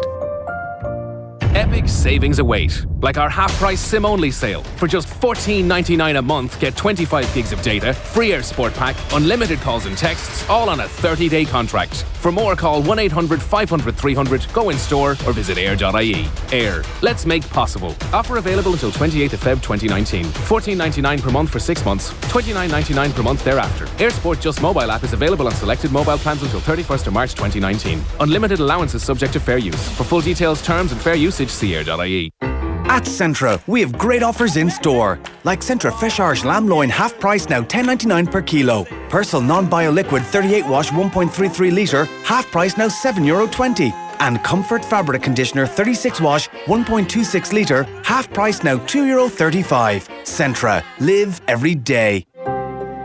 The outcome of Brexit may not be certain, but one thing is clear: your business could face serious challenges. Enterprise Ireland can help your business respond to the risks and opportunities which Brexit presents. Plan, innovate, compete and diversify with our wide range of supports. Start taking action now. Speak to your Enterprise Ireland Development Advisor or visit prepareforbrexit.ie, an initiative of the Government of Ireland. What makes the Toyota Yaris the best-selling car in its class? There's the stylish design and the incredible fuel efficiency. There's great extra spec as standard, including a rear-view parking camera. And for a limited time, there's a trade-in booster of up to €2,500 on petrol and 3 years servicing on all models. The Toyota Yaris from just €15,950. Toyota. Built for a better world. Terms and conditions apply. Price excludes delivery and related charges. New Isoleaf Duo for powerful dual-action pain relief with paracetamol and ibuprofen in one convenient tablet. In pharmacies only. Contains paracetamol and ibuprofen. Always read the label. Football on Off the Ball. Brought to you by Boyle Sports. Now with same-day withdrawals to your Visa debit card. All right, you're welcome back to Saturday's Off the Ball. Dan and Johnny are still in studio with us. Gary Breen is on the line as well. We're up to £500 for that Dublin jersey, signed by the All-Ireland winning Dublin footballers, framed as well. It's all in aid of the Amanda Stapleton Fund. 53106 is the text number if you want to get a bid in on that. It's at £500. Surely we can get it up a little bit higher. Leinster still 28-24 up against Zebre in the final 10 minutes. They were actually leading by 21 points to nil. You're actually on camera there all that time, Johnny. It's brilliant. Johnny is gesturing to the sound to the lads outside. There's one underrated He's turned bar. off his microphone because he's eating going through a microphone. Where is Starbar in terms of underrated chocolate? I can't remember the last time I've ever eaten a Starbar. Gary Breen knows what I'm saying. Well, you see, Gary is Starbar Cadbury's. It is, I think. I would have always thought Starbar is a very Irish bar. You get Star Bars here. Gary is Irish though. So he gets them specially flown in. Would Declan Rice know what a Star Where bar is a Star Bar in terms of what? The underrated chocolate bars? You know the Actually, way, Declan Rice never eaten a pack of Tato. No. He's very much a Walker's man. No chance. Yeah. You're going down the Kenny Cunningham road here now in terms of Faith Chris, so he can get a little sponsorship deal. Oh, Kenny has got thunders in his back pocket. You're missing this. What I'm saying, Gary. You're missing a few tricks here. We can start really getting the cash rolling in over the coming weeks if you want. Listen, integrity is not overrated. Well, I wouldn't know. Here, just on, we had a couple of texts in and lots of texts in still about. I'll read through some of these Declan Rice texts and you can comment if you want. Dave Burgess on Twitter: can we really complain about Declan Rice and the decision when we're actively chasing English senior cap Nathan Redmond? Seems hypocritical to me. Well, I guess that was the key line in Mick McCarthy's statement was, everyone else is doing it. I've sympathy for supporters who feel let down, but you can't really have sympathy for the association because that's the rules that they play. And I think, to be fair, I think the FAI know that as well, that they can never sort of slate Declan Rice for what he did as much as but fans can, and people who feel passionately can. If Ireland played England in Lansdowne Road, I'd say he'd get a pretty terrible here's the thing: if England if England win England will qualify for Euro 2020. And because of the way the Euro 2020 is spread all around Europe, so we're going to be in the same group as Spain if we qualify. It's predetermined that if England win their qualifying group, that first pool in the Euro 2020, they 100% play their round of 16 game in Dublin. So they are. So we won't even be playing England. We just don't he'll be here. Literally, He'll be here. Concert just to boo us. We're literally just turning up. But Declan Rice would be like, I played here before, you know, like he'd be like, I'll be going back to. I'm very familiar with the grounds. Yeah, I know the dressing room. So when I go to the away one this time, he will. Will they stay in Castleknock, you know? But he will be. Recommend the whole. Yeah, but I don't want to put up with God Save the Queen because it's such a bad anthem compared to the great Irish anthem that he loves. So he won't be able to come out and say that it's catchy. That's for sure. That was his line about Aaron Reid. It's very catchy. If he comes out and starts saying, "Will God Save the Queen," actually, it's very easy to remember because it's such a catchy tune. But then you realise he's a spoofer. Yes, he's a spoofer. Guys, it's a typically Irish situation with Declan Rice. We need other countries to want them before we realise how good they are, says Claudia in Cork. Well, actually, I think it was the other way around. No, we want them. We want them whether... Like, I mean, this has been the problem. Some of the aspects of our recruitment policy have been unfortunate. We've gone after guys. There's guys who've got Irish underage caps who only got Irish underage caps because they were born in England, and we wanted to get them in just in case. You know, just in case. I fully believe that. I think they've become more selective, but you look at where some lads who've played 21s for Ireland are now in the last couple of years. It would make you wonder. Lads, including some of the people who were picked ahead of Shawnee Maguire. Yeah, happens all over the world. Zaha pulled a Rice in England, went to play for the Ivory Coast. It's the rule. It happens, will continue to happen.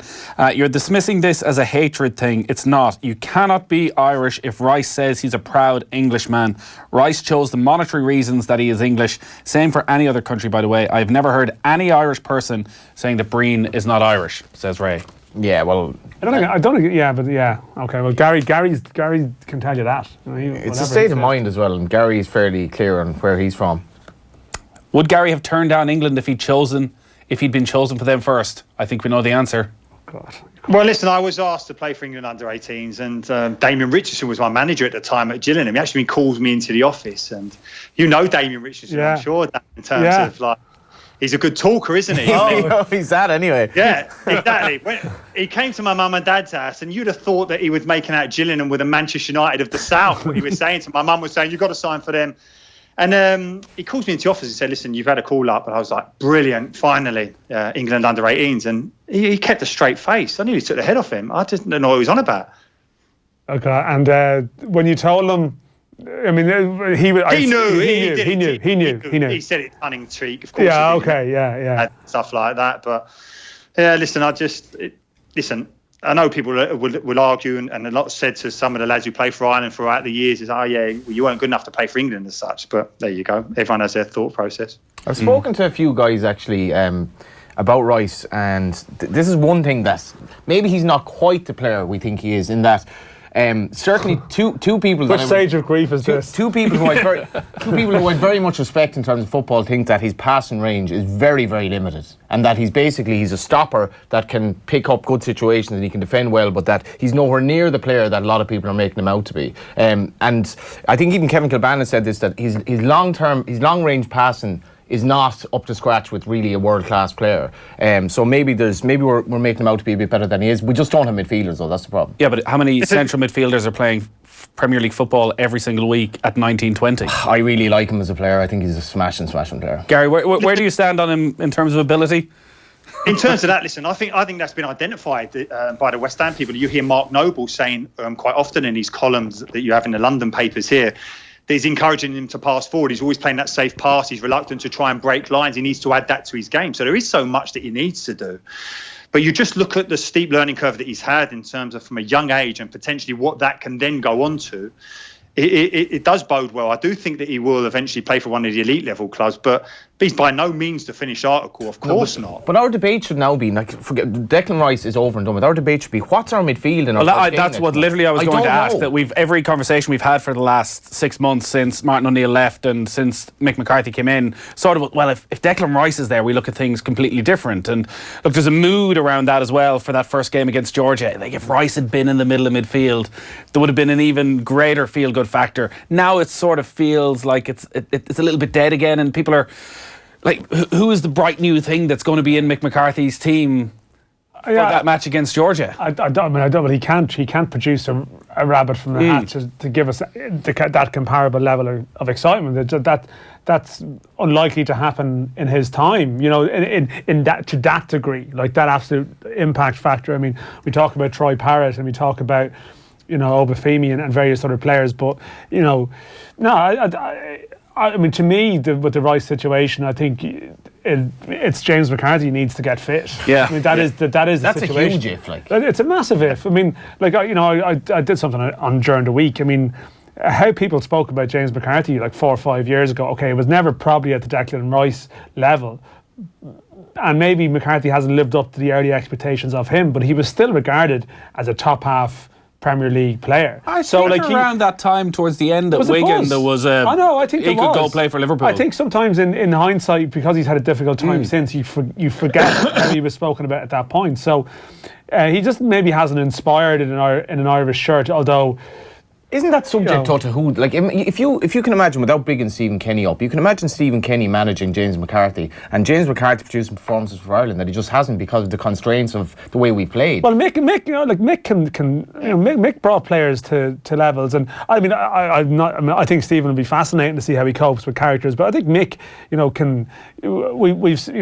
Gary's lived through it. You know, how he can sort of bring players to a level internationally that maybe at times they haven't hit with their clubs. You know, like that's something he can very much do. So that's something he'll have to do if this is to be a success. Yeah. But what is our midfield? Like literally, what if you had to go into the head? Yeah. What is our starting midfield? Well, that like I was actually trying this during the week, sitting down, going, I wonder what Mick's first team will be, and going with Seamus Coleman right back, Matt Doherty right side of midfield. A lot depends on who plays left back. If he goes with Enda Stevens, Stephen Ward, or does he play Robbie Brady left? I think you might like Enda Stevens. Play Robbie Brady left back. I mean, you go back to the Euros, midway through the Euros, and whatever about like the last 2 games of the Euros, Ireland played reasonably well. And the 3 in the midfield was McCarthy, Robbie Brady and Jeff Hendrick. Those options are still available. And that was the buzz. That was what we came back with. What we've seen here was the future of Irish football. Are still available now. So is it Matt Doherty on the right side of midfield? Is it Callum O'Dowda on the left? And what happens with McLean? You know, there's debates. Who is the central striker? You know, do we have valid sort of questions to ask? I mean, Alan Brown has been one of the form players in the Championship this season. Conor Hurrah hasn't had, I think, just following some of the Villa stuff, I don't think he's been at his best in recent weeks. Harry Arthur's around the place, but I'm not so sure that he's the part of your... Yeah, but also it doesn't take very much for Harry Arthur to suddenly come into the reckoning. It could be Arthur. Yeah. Gary, what are your thoughts? Because ideal scenario, we somehow over the next year get that McCarthy, Brady, Hendrick trio back in, playing together. They're all fit, because even looking at the moment, McCarthy hasn't played in over a year. Brady's been very stop-start over the last year through injuries, and Hendrick has struggled for form. How would you look at it right now as a potential midfield to start in, particularly that home game against Georgia? Listen, that is the impact that I think Mick will have straight away, is on those players who essentially, without being around the bush, have underachieved, certainly since the Euros. But McCarthy was someone that Mick had identified from Scotland. He wanted him desperately at Wolves. He chose to go to Wigan, so he'll know all about him. I can't wait to see the improvement in Jeff Hendrick in terms of giving him a role that he fully understands, which that understanding will come from the training ground, what's expected of him, not a case of just putting him in a position and say, right, on you go, to our detriment as such. But Mick McCarthy has that ability that is not determined by how well they're playing at club level, because even the good teams that Mick had before as Ireland manager, there'd be a lot of lads at certain times would have been in their Premier League team. So he won't take that much stock into terms of their form as such. It's how they contribute to the team that he wants to put together. And that's what I'm looking forward to seeing. I think there'll be a real upturn in our performance. I have no doubt about that whatsoever. And I'm not naive enough to think that there's a massive depth to choose from. But I still believe, because I've seen it, not only at international level where Mick took over from Jack Charlton, where there wasn't a conveyor belt of talent. He identified them, made them improve, but I've seen him do it at Wolves, I've seen him do it at Sunderland. He is able to do that, and that's what gives me great hope. I think defensively as well, I think that's one thing we really aren't all that worried about. I think our back five will be very, very solid. It's just after that, there's so many holes that you're like, I'm not really couldn't guess what's going to go where. Like, I think it'll be very difficult to make a prediction right now, considering the fitness of Robbie certain Brady players. could be playing one of like 4 positions nearly. Yeah, you know Brady, I don't know, yeah, Brady is a difficult one because we assume, and we could be completely wrong, that the system is going to have like that type of 4-5-1 or that sort of 4-2-3-1 or whatever you want to describe it as, that who is your attacking midfielder, where's the creativity coming from? I mean, Callum O'Dowd is doing really well at the moment. He has to play, I think. And I gather Mick certainly likes him from what I hear. So if Callum O'Dowd plays, how do you play Seamus Coleman, Matt Doherty, James McLean, Robbie Brady, and then the Stevens in the same team? Well, I don't think you can play O'Dowd, Brady, and James McLean. So the use of McLean is going to be an interesting one. I think Doherty will play on the right in midfield. Yeah, and Coleman will play left back. Could well be Brady with O'Dowd then on the left. I think Stevens has got a very good shot. I mean, Sheffield United. Stevens is. Sheffield United are 4-0 up this afternoon. He's playing every week for them. With the constraints of our team. I appreciate. No, I see what you're saying. And with the constraints of the team, Robbie Brady, in terms of his potential from set pieces, is very important. Yeah, that's very true. That's a big thing for us, because we're going to need to eke out goals from something like that. There's still there's still a massive improvement to be done defensively, Johnny. You're saying that we're good. We're good when we sit on our back 18-yard box and don't come out. Anytime we squeeze the pitch, and Mick McCarthy will want that defence, I know, to squeeze the pitch. There's no doubt about it, to condense the midfield area, to get us further up the pitch in numbers. I have no doubt in my mind whatsoever. And to do that, they need to be coached, because anytime they had a high line or there was a bit of spacing around them, that back four got badly exposed. Who is our second centre half then now? Yeah, it'll be Duffy and Kieran Clark. I'd say Clark, I'd imagine. Kevin Long. Again, like John Egan's doing very well at Sheffield United, but they're more. John Egan's doing brilliantly at Sheffield United. He really is. Yeah, I think he's someone who could sort of be a bit of a springer as such. But again, they play Sheffield United sometimes playing a back three, I think, as well. But still, Egan is still Egan has still done very well for them. But yeah, I just think Richard Keogh was round as well. He has decisions to make in terms of his second centre half. I mean, it's strange. Shane Duffy is such a dominant player.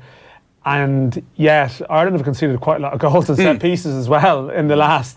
because they don't set up for them, Dan. Yeah, no, exactly. And listen, it's been to our detriment. There was a time that we've seen it throughout Martin O'Neill's reign. They're just reacting. You can see when they concede a corner, looking around at each other, don't have a clue where it's supposed to go. Absolutely. And ultimately, that game against Denmark changed on that set piece that we conceded. That's one thing as well.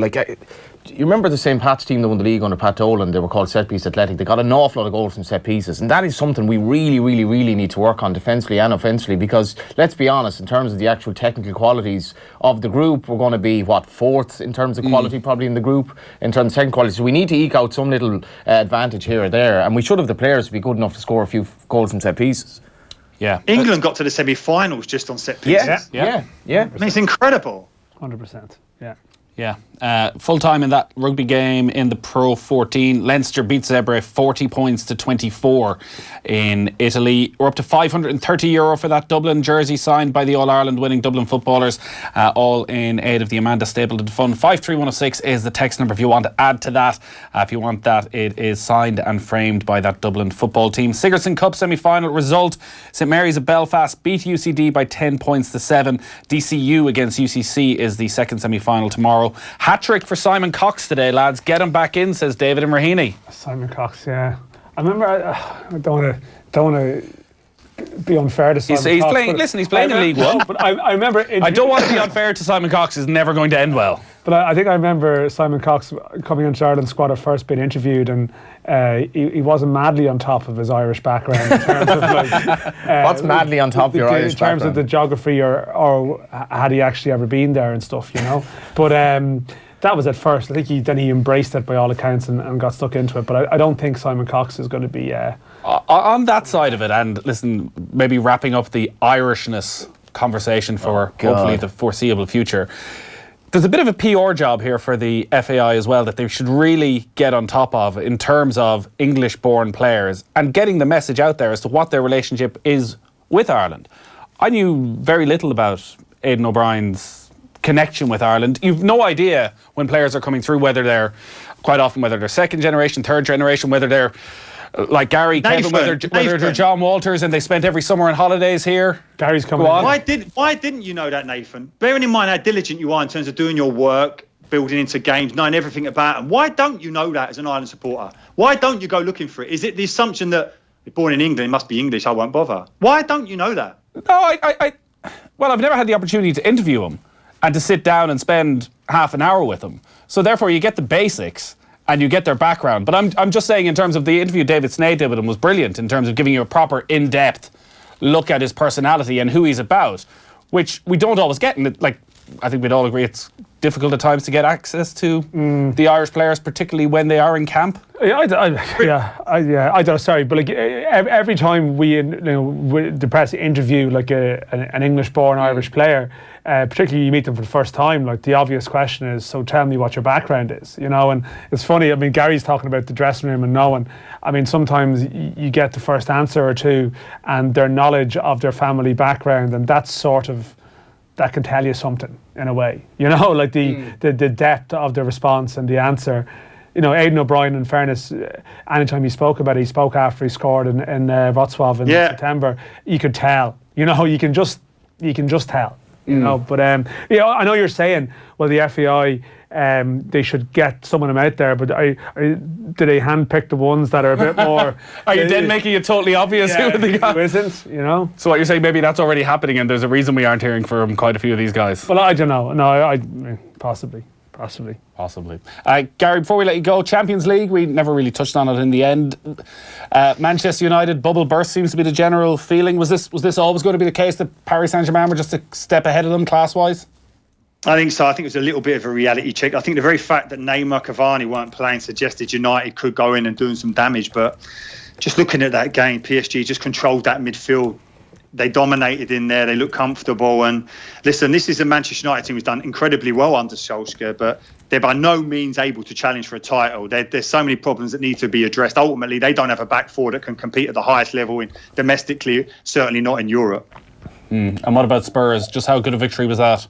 Incredible statement result against Dortmund, who are top of the Bundesliga. I know Bayern Munich are catching up. I think they brought it down to 2 points over this weekend. But nevertheless, the strength of character that Tottenham are showing more than anything is in stark contrast to that Spursy tag that they keep getting.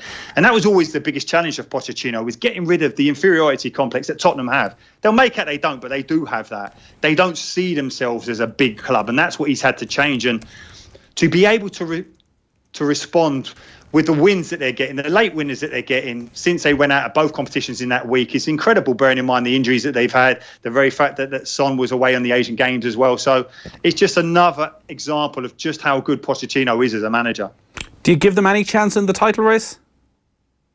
No, because I don't really, because I just feel that when they play against the big boys, I think they just flex their muscles a little bit, but they'll be in it. They'll stay in it because they'll put away the lesser teams. I just think City and Liverpool probably another level. But having said that, I think a lot of teams will want to avoid Tottenham if they get past Dortmund in that next round. Oh, absolutely, yeah.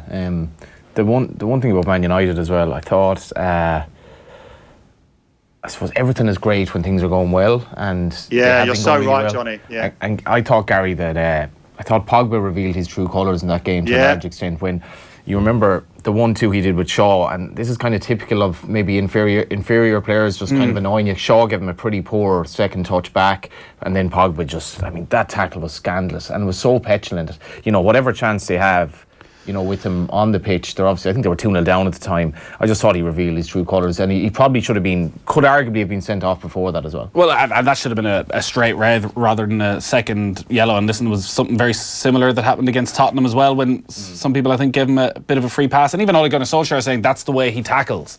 It's like somebody needs to stop it, because it's cowardly. It's absolutely cowardly. It's sly. He's got away with it for so long. There's a nice risk of injuring the opponent, but generally you get away with that sort of tackle. Yeah, it's as you say, cowardly, and there should be ramifications for him. Like that to me is that's a 6-game ban or something like that. It's a very dangerous tackle, and it's completely unacceptable. We saw, last night in the live game as well on telly, some of the tackles going in on Patrick McElhinney were bang out of order, and you need to stamp out tackles like that in this day and age. The quiet word from Old Trafford seemed to be over the last couple of weeks. A lot of whispers that they were going to go with Solskjaer, that Ferguson's influence on the training ground, and they were obviously so happy with the way everything was going that they were going to give him the gig on a permanent basis. Does what happened this week with that result and what Pochettino's done with Spurs undermine that massively? No, I don't think there can be a big swing just on 1 week's results as such. I think they'll identify what Solskjaer's doing. I think he'll be reporting back to players and to the hierarchy there and saying, listen, some of these players are not up to the level United need to be at. I think he's improved so many of them. So many of them are playing better than they ever have done. But I still believe they're at a level below Manchester United in terms of challenging for titles. But I think they will look at Pochettino. He does look the real deal. The only thing is now, you're starting to suspect that he's going to be committed to Tottenham going into that new stadium, certainly for the next year. So whether or not the timing's right, I don't know. They may well give it to Solskjaer and see how we go. But I don't know. I have been impressed with what Solskjaer's done. And I agree with Johnny. I think when a manager initially comes in as a caretaker manager, your role really is to make everyone happy. And to get away from the managers before, it's easier said. It is quite easy to do, to keep everyone happy. The big change is when you're the decision maker, and then you've got to let a few people down. But I do agree with Johnny as well. A lot of them United players, when the going gets tough, they will revert to type. It's kind of romance against pragmatism as well, because if Solskjaer hadn't played for Man United, there's no way in the world of God. So like what? It's kind of like when I remember Dion Fanning used to write about this when Sky would bring two guys in studio for a game because of their unique insights into teams they played for 20 years ago. You know, and I'm like, well, they're not unique. So it's like Solskjaer, you have to strip the wall clean and say, would he have any chance? Absolutely not. And is his role in the club 20 years ago of any relevance? Debatable. But there's a body of work that he's done that suggests he shouldn't get the job. Exactly. Certainly in comparison to Pochettino. But then you can counter that and saying, well, Gareth Southgate had no body of work to suggest he should get the England job. But he's a natural fit. Now, what obviously Solskjaer's doing is that he's got the whole backing of the crowd now. And I think Pochettino's probably looking at, if he was ever going to go into United, he had to go as soon as Mourinho went, so it was a clean break, so that he would have the support of everyone. Because as soon as he has a tricky time, straight away, a lot of them United fans are going to say, well, where's Solskjaer? One thing I'd say about Man United fans, I've never been to a game at Old Trafford. I don't really know how it works in terms of, post Glazers, Man United, and they're incredibly good towards their coach, and Van Gaal, Moyes, Mourinho never really got that much criticism. When I think other clubs, particularly in continental clubs, would have absolutely slated them. They do seem very, very tolerant. I'm not sure if that's a good or a bad thing, but they do seem to give managers a real chance. And Pochettino against Solskjaer this is an absolute no-brainer. I mean, it's Pochettino every day of the week. Yeah, it feels with United sometimes, maybe around Old Trafford, that there's a lack of acceptance of how far they've actually fallen. That even though the results have suggested that they're nowhere near challenging for a title right now, that because it's still in recent memory that they've been the dominant force, that it feels as though it's only a couple of good results, like we've even seen over the last couple of months with Solskjaer. Well, they were it's only one good run of results away from us being the top team in the land again. They were strong favourites against PSG. They were priced. They were strong. They were strong favourites. They were 5-4, 11-8 against PSG, and I know this for a fact because I was thinking about this market for an hour or two because it was all based on basically who PSG were missing. But I was looking at the team. I was looking at this, Gary, and I said PSG have won 18 of 21 games or whatever it is in France. Inferior league, but they have Mbappe, and I'm looking at Man United's central pairing of Bailly and Lindelof, and I'm like, well, I haven't bought into the hype at all with Man United because I think in general they've played quite weak teams and they're basically kind of still the tide of the wave of kind of relief that Mourinho was gone in terms of the mentality of the players, and this was going to be how they were found out, whether it was good or bad, and it wasn't good. Well, all of that, I mean, all the good one of results doesn't change a lot of the commentary that surrounded the club. During the end of Mourinho, which was to do with actually how far they'd fallen behind in terms of the football operations, in terms of their scouting structure and their network, and how they're even losing out some of the better players in Manchester, never mind anywhere else. So I think, of course, got a couple of good results. You realise they've spent a lot of money and they've got some good players, but the assumption is there that suddenly everything is fixed, that they're a force again, and they're still a club. I mean, even the talk of Ferguson having an influence in things. To me, that's not actually a positive. You know, in terms of, unfortunately, that seems like history repeating, going back, you know, a long way in the club's history. That it's, you know, if you give it to Pochettino, let's say you give it to Pochettino, then you have to give him everything. You know, you have to give him everything. I know he's had people that has worked with him on recruitment and various people along the way. He has to be given the whole project in the way that, you know, Man City gave Pep everything he basically wanted. And he had people there already. Tottenham of Pochettino, they've never backed a manager like that.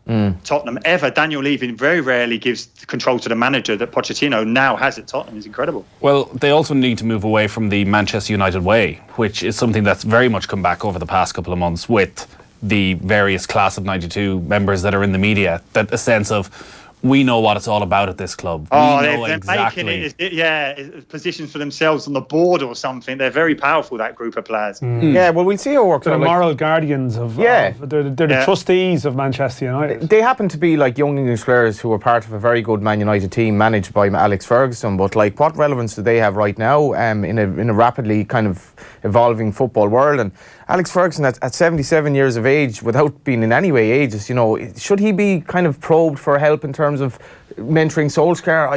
Look, maybe behind the scenes there's other things happening, and Alex Ferguson's in the perfect position to sort of shield Ole Gunnar Solskjaer and also the excitement that Manchester United fans have, and they're just going to ride this wave till the end of the season, and that actually for once Ed Woodward has a plan behind the scenes for the next 5 years, and for Mauricio Pochettino or some other world-class proven manager to come in.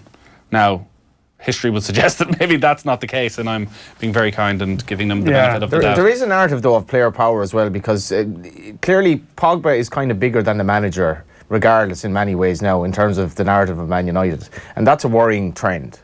We got to take a break. Gary, we'll let you go. Great stuff as always. Thanks, guys. Enjoyed it. And don't forget, if you ever want to come over to a League of Ireland game, Johnny get you into any director's box. You won't have to slum it. Don't you worry about that. Not only that, but I'll buy you a pint of Guinness and introduce him as Irish. But listen, as a man of the people, he's got to get in with the hobnobs and really get his voice across. Haven't you, John? I like that. Yeah. Underrated biscuit. I suspect Johnny wasn't getting the point across to the FAI officials last night. He was just sitting there enjoying. You're on your laptop. Watching the racing in Dundalk. Actually wasn't last night, funnily enough. But it's a one-off. I hope Mick goes to games regularly anyway, because he'll see better ones than that. All right, Gary, great stuff. We shall talk to you next week. We're up to £700 on that Dublin jersey for the Amanda Stapleton Fund, signed by the Dublin senior football team. The latest in the FA Cup, remember, just 3 o'clock kickoff in the 5th round, and Millwall still 1-0 up away from home against AFC Wimbledon. Norwich back on track, 4-0 up away against Bolton in the Championship. Villa still 2-0 down at home against West Brom. Stoke, through James McLean, 1-0 up away at Ipswich Town. It's still scoreless between Preston and Nottingham Forest, and Sheffield United 4-0 up at home against Reading in their game at Bramall Lane. Earlier it finished Rotherham 2, Sheffield Wednesday 2, a last minute equaliser in that game for Sheffield Wednesday. So that's up to date with all the latest scores in and around English football. Just to let you know that Coca-Cola are the new soft drink partner of the Premier League. Check out their great new ad on our Twitter and Instagram.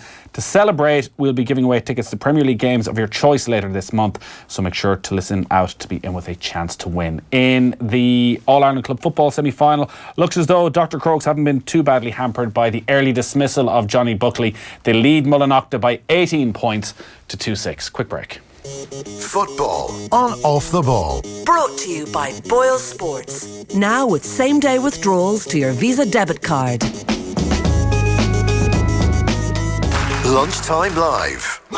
Thousands of you have been pounding the pavements every single day since January 1st, right around the country, particularly in Cork. Which is why we want to mark Day 50 with a walk open to all at The Lock. Let's come together and walk together next Tuesday evening, the 19th of February, and celebrate making it halfway to our goal. Lunchtime Live with Ciara Kelly. For full details and to register, go to newstalk.com/100 days of walking. The Electric Ireland, Sigerson, Fitzgibbon and Higher Education Championships. One small window in the GAA calendar when deep traditional rivalries are put aside. Fierce inter-county foes become friends, competitors become comrades. When the best club and county players from every corner of the country line out in their college or university jerseys to play and win together. teammates for a time, but always first-class rivals. The GAA Higher Education Championships, proudly sponsored by Electric Ireland. Listen to your engine. You think it's more powerful than mine? Even if it is, so what? Me against you in a street race, you'd have no chance. Doesn't matter how fast you are. You see, I'm about to become a father, and that comes with certain responsibilities. So if you did take part in this race, and somehow found yourself ahead of me, put it this way, it wouldn't end well for you. Curfew, a Sky original production, starts 22nd of February on Sky One. Race your way free. At Argos, keep the kids entertained this midterm, whatever the weather, with 20% off toys. Use code TOYS20 to enjoy this deal across top brands, including Peppa Pig, Barbie and Lego. Yay for play! With Argos, you're good to go. Conditions and exclusions apply. In-store only, subject to availability. Offer ends 19th of February. At Centra, we have great offers in store. Like Centra Fresh Irish Lamb Loin half price now $10.99 per kilo. Persil non-bio liquid 38 wash 1.33 litre half price now €7.20. And Comfort Fabric Conditioner 36 wash 1.26 litre half price now €2.35. Centra, live every day. Every brand has a story. Some are built over decades, others over centuries. Discover the German car brand, meticulously engineered over 120 years to bring you our cleanest, most efficient engines yet. Discover Opel. Come and celebrate Opel's 120-year anniversary event at your local Opel dealership. Choose your perfect 191 Opel, then choose your preferred offer, like 0% PCP or HP Finance, a guaranteed minimum of €3,000 scrappage or 3 years free servicing. Opel's 120-year anniversary event from now until February 28th. Visit your Opel dealership for more. Opel, the future is everyone's. Lending criteria, terms and conditions apply. Hire purchase agreement provided by Bank of Ireland Trading as Bank of Ireland Finance. It's always been inside you. The drive, the vision, the bravery. It's just who you are. Even the great unknown of Brexit. Of course, you know it's a challenge, but one that may bring opportunities. And to help you prepare, we've developed the AIB Brexit Ready Check, a jargon-free online tool to see how Brexit ready your business is in under 5 minutes and get practical advice so you can kickstart your Brexit planning. Search AIB Brexit Ready Check. AIB, we back brave. Allied Irish Banks plc is regulated by the Central Bank of Ireland. Half term, the kids are off and the house is crazier than usual. But I'm embracing the madness with some DIY, because at Homebase, there's 3 for 2 on Dulux coloured emulsion and 15% off all Keter garden storage. For half term projects, it has to be Homebase. Excludes pure brilliant white, mixing and trade branded paints, cheapest item free, in-store only. Discover LG OLED televisions at Power City. The much sought after range delivers ultimate picture quality. For more information and a full LG demonstration, call to Power City today. At ReproMed, we understand that every fertility journey is different, full of hopes and dreams. We promise we'll do everything we can to help you have a baby, to provide the information you need to give you every chance possible. ReproMed Fertility Clinics, Dublin, Cork, Kilkenny, Limerick and our new clinic in Drogheda. Start your fertility journey at repromed.ie.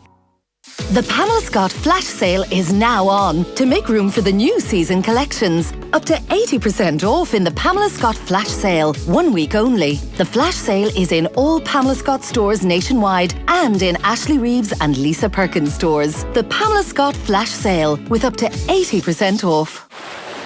It's the Love Monday Mornings jackpot. The Lotto jackpot is €9 million. Play responsibly in-app, in-store or at lottery.ie. Lotto. Time to play. Estimated jackpot. It's been a long road for the comeback kid. In this week's Sunday Independent, Paul Kimmich speaks to Shane Lowry, who in August 2016 blew a 4-shot lead at the US Open and his chance to become just the 6th Irishman in history to win one of golf's majors. It's taken him almost 3 years to recover. The Sunday Independent, the complete read.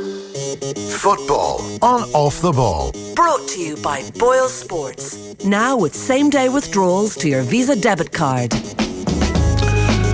All right, welcome back. It looks as though it is going to be a curve-in Dr. Crokes All-Ireland Club Football Final because Crokes lead Mullinockta by 18 points to 2-7 in the final minute of that game at, I'm going to say, Curtis. Semple Stadium, it looks like from here. It looks weird for a football game. Well, I was going to say, not generally known as a football ground. It's doesn't looking great, Nick Nathan. No, well, it's that time of the year, I guess, Johnny. No porky quick. Well, it's that time of the year, but there's been no rain, certainly in the east, for months. This is what happens when you let footballers on a hurling pitch. They ruined it for the summer. As I remember when I used to drink in the Royal Oak in Kilmainham, the barman passed. By I remember, he means 2 days ago. No.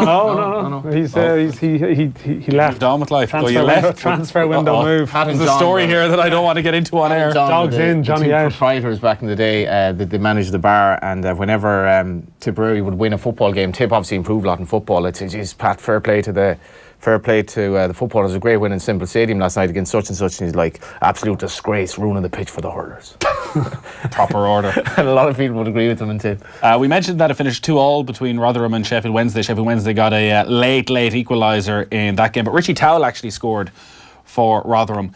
Is he going to be in contention for an Ireland squad? I think he's definitely making a case now because he's playing regularly in the Championship. So he actually was out with a team once or twice in the last couple of weeks, but come the end of the season, he's going to have played over 40 games, I think, in the Championship this year. He's on course for that.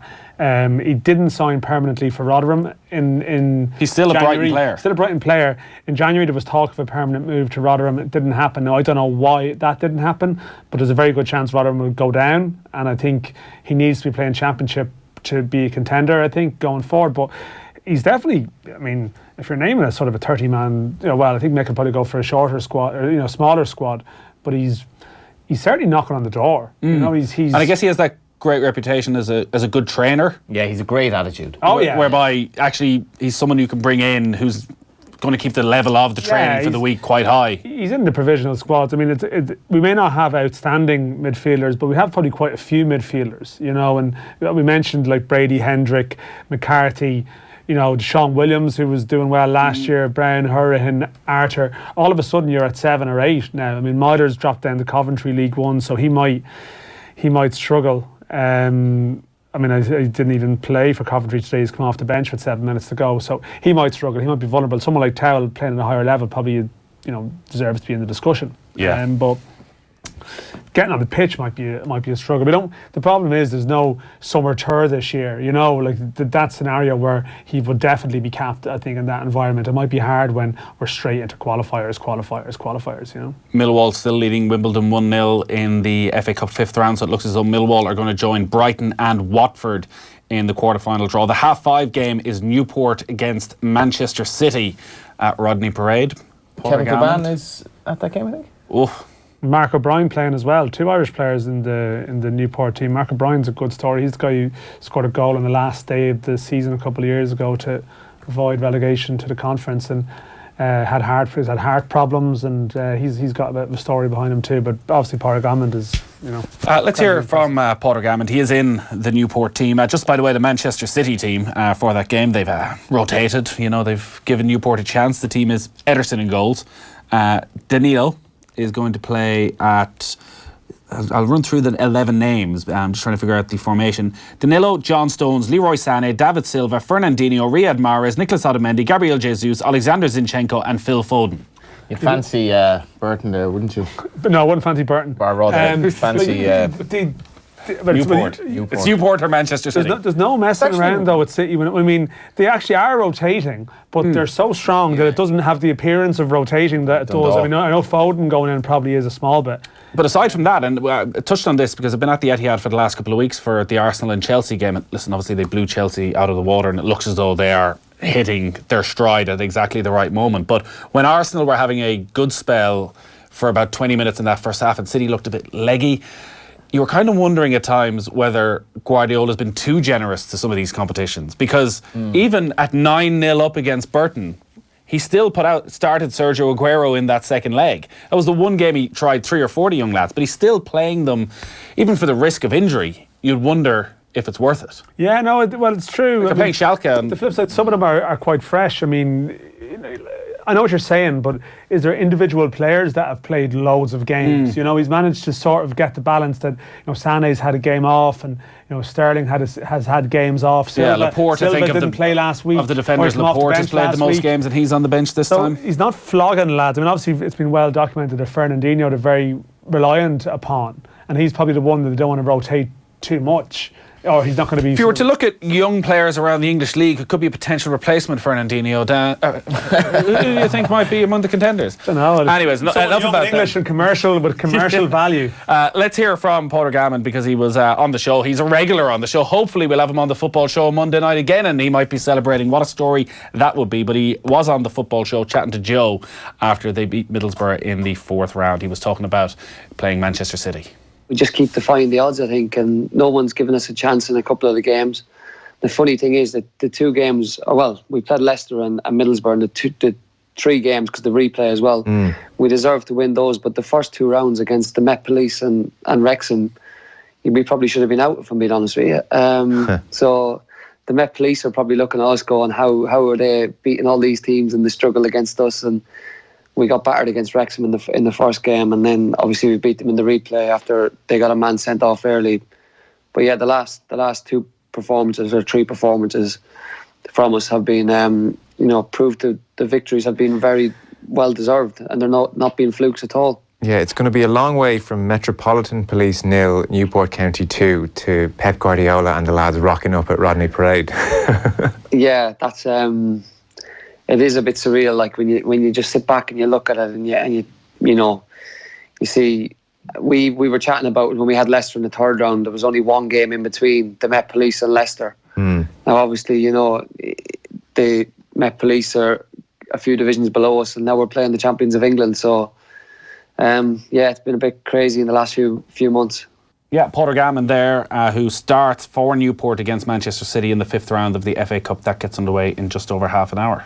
Yeah, a great fella, doing a bit of coaching on the side, to go with his football, his actual business of playing football. He's probably having one of the best seasons of his career, and seems to be a lot of respect for how he's even evolved a bit, because he's not quite like a number 9. He's actually playing sort of attacking midfield almost in these cup games. So it's been great for him. The FA Cup has been brilliant for him. It probably has given him a platform, to show that sometimes there's lads who end up then in those levels who actually have the potential to be a good deal better. And just I think there was a perception around him, and I spoke to Porrig about it, and I know he's been done a lot of interviews, but that maybe he's not quick enough, to have made that impact higher up. But you do wonder, when he looks very comfortable in these games, what he could have done, just, with bit of luck sometimes at certain times of your career. His former club, by the way, Shamrock Rovers, I tipped him to win the league. Well, generally you'll just tip anybody except Dundalk to win the league. That's absolute nonsense. But I tipped He's him to win the abandoned league. Dundalk now after. And Dan, I came into the office today, and Dan had this scowl on his face because they had the temerity to suggest that Dundalk are not formalities to win the league, because Benson is out, O'Donnell is obviously retired, and McElhinney is injured, and they weren't great last night. Johnny's the one who last year thought Dundalk were going to win the league, and then he went to the President's Cup, which is basically like a glorified pre-season friendly.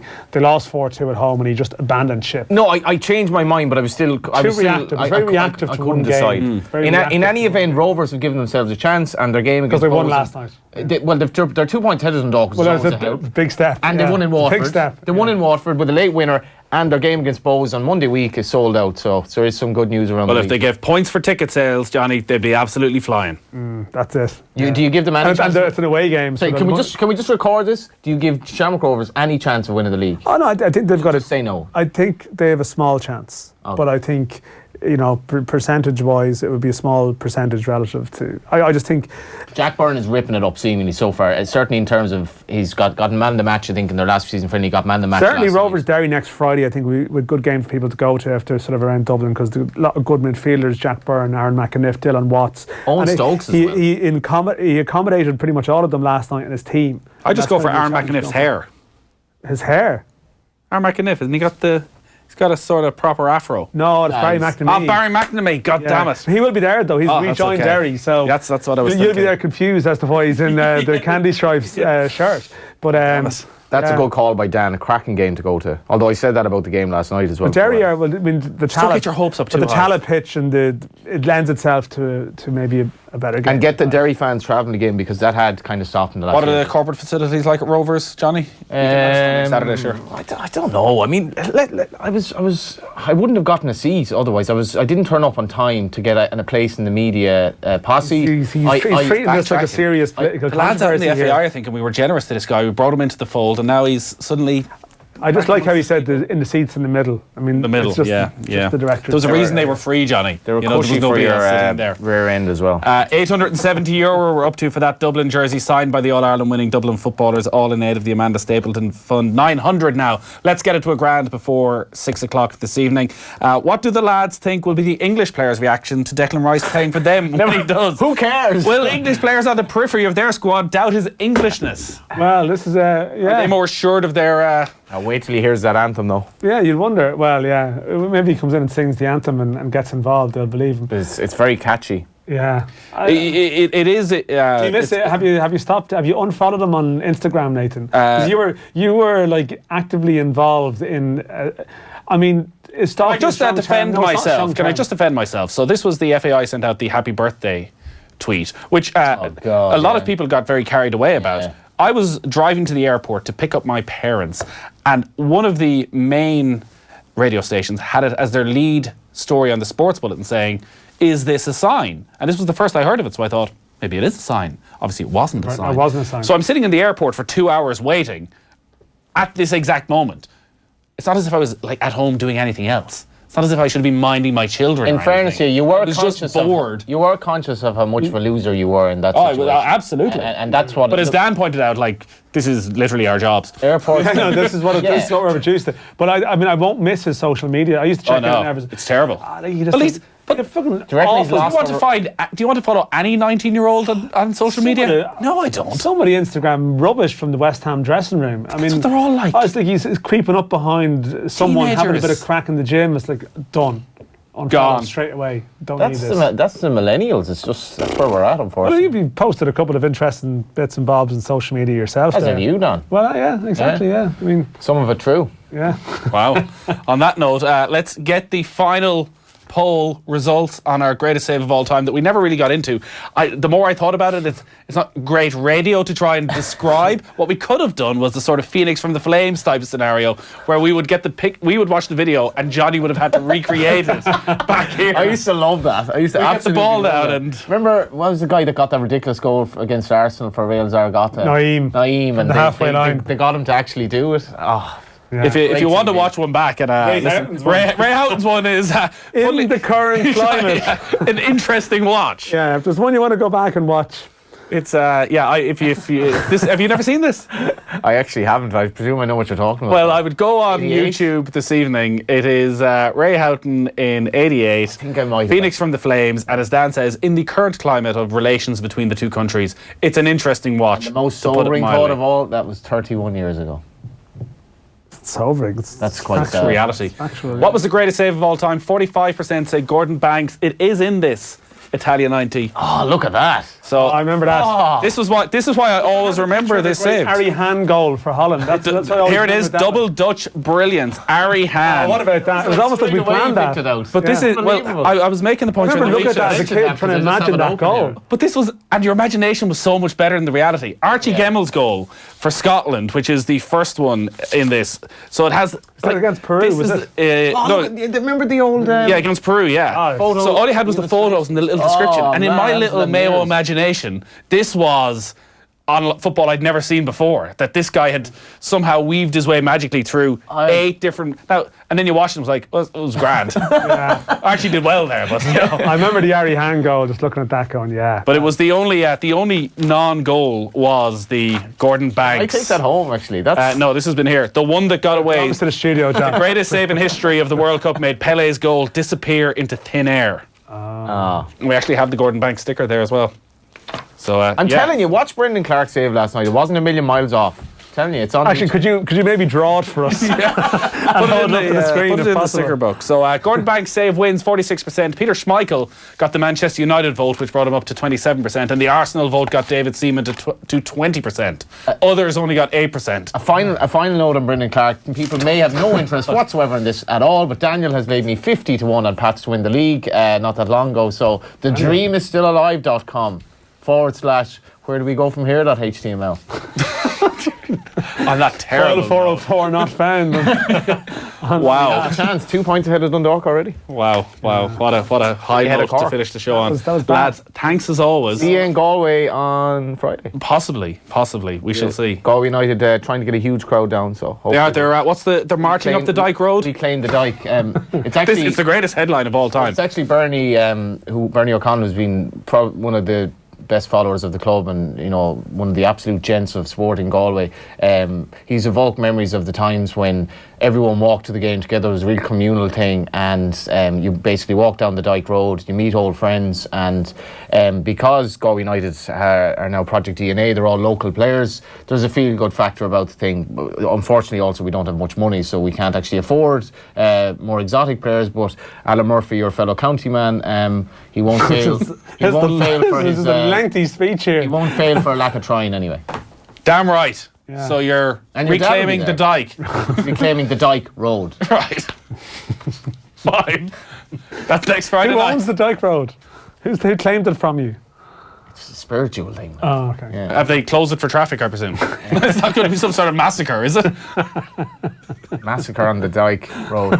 We're playing Shelburne, by the way, which are obviously the off-season favourites. So, pre-season favourites, yes. It's going to be a good game is the main thing. It will be. All right. Have a good weekend. My dad will be there. Johnny Ward will be there. Michael D will be there. And Nathan might be there. What an occasion it will be. We're going to take a quick break. We're up to 900 quid on the bid for that Dublin jersey, 53106. Andy Lee up next. He went to Portlaoise for a chat with Nicholas Cruz, the Cuban who revolutionised Irish boxing. That's up next.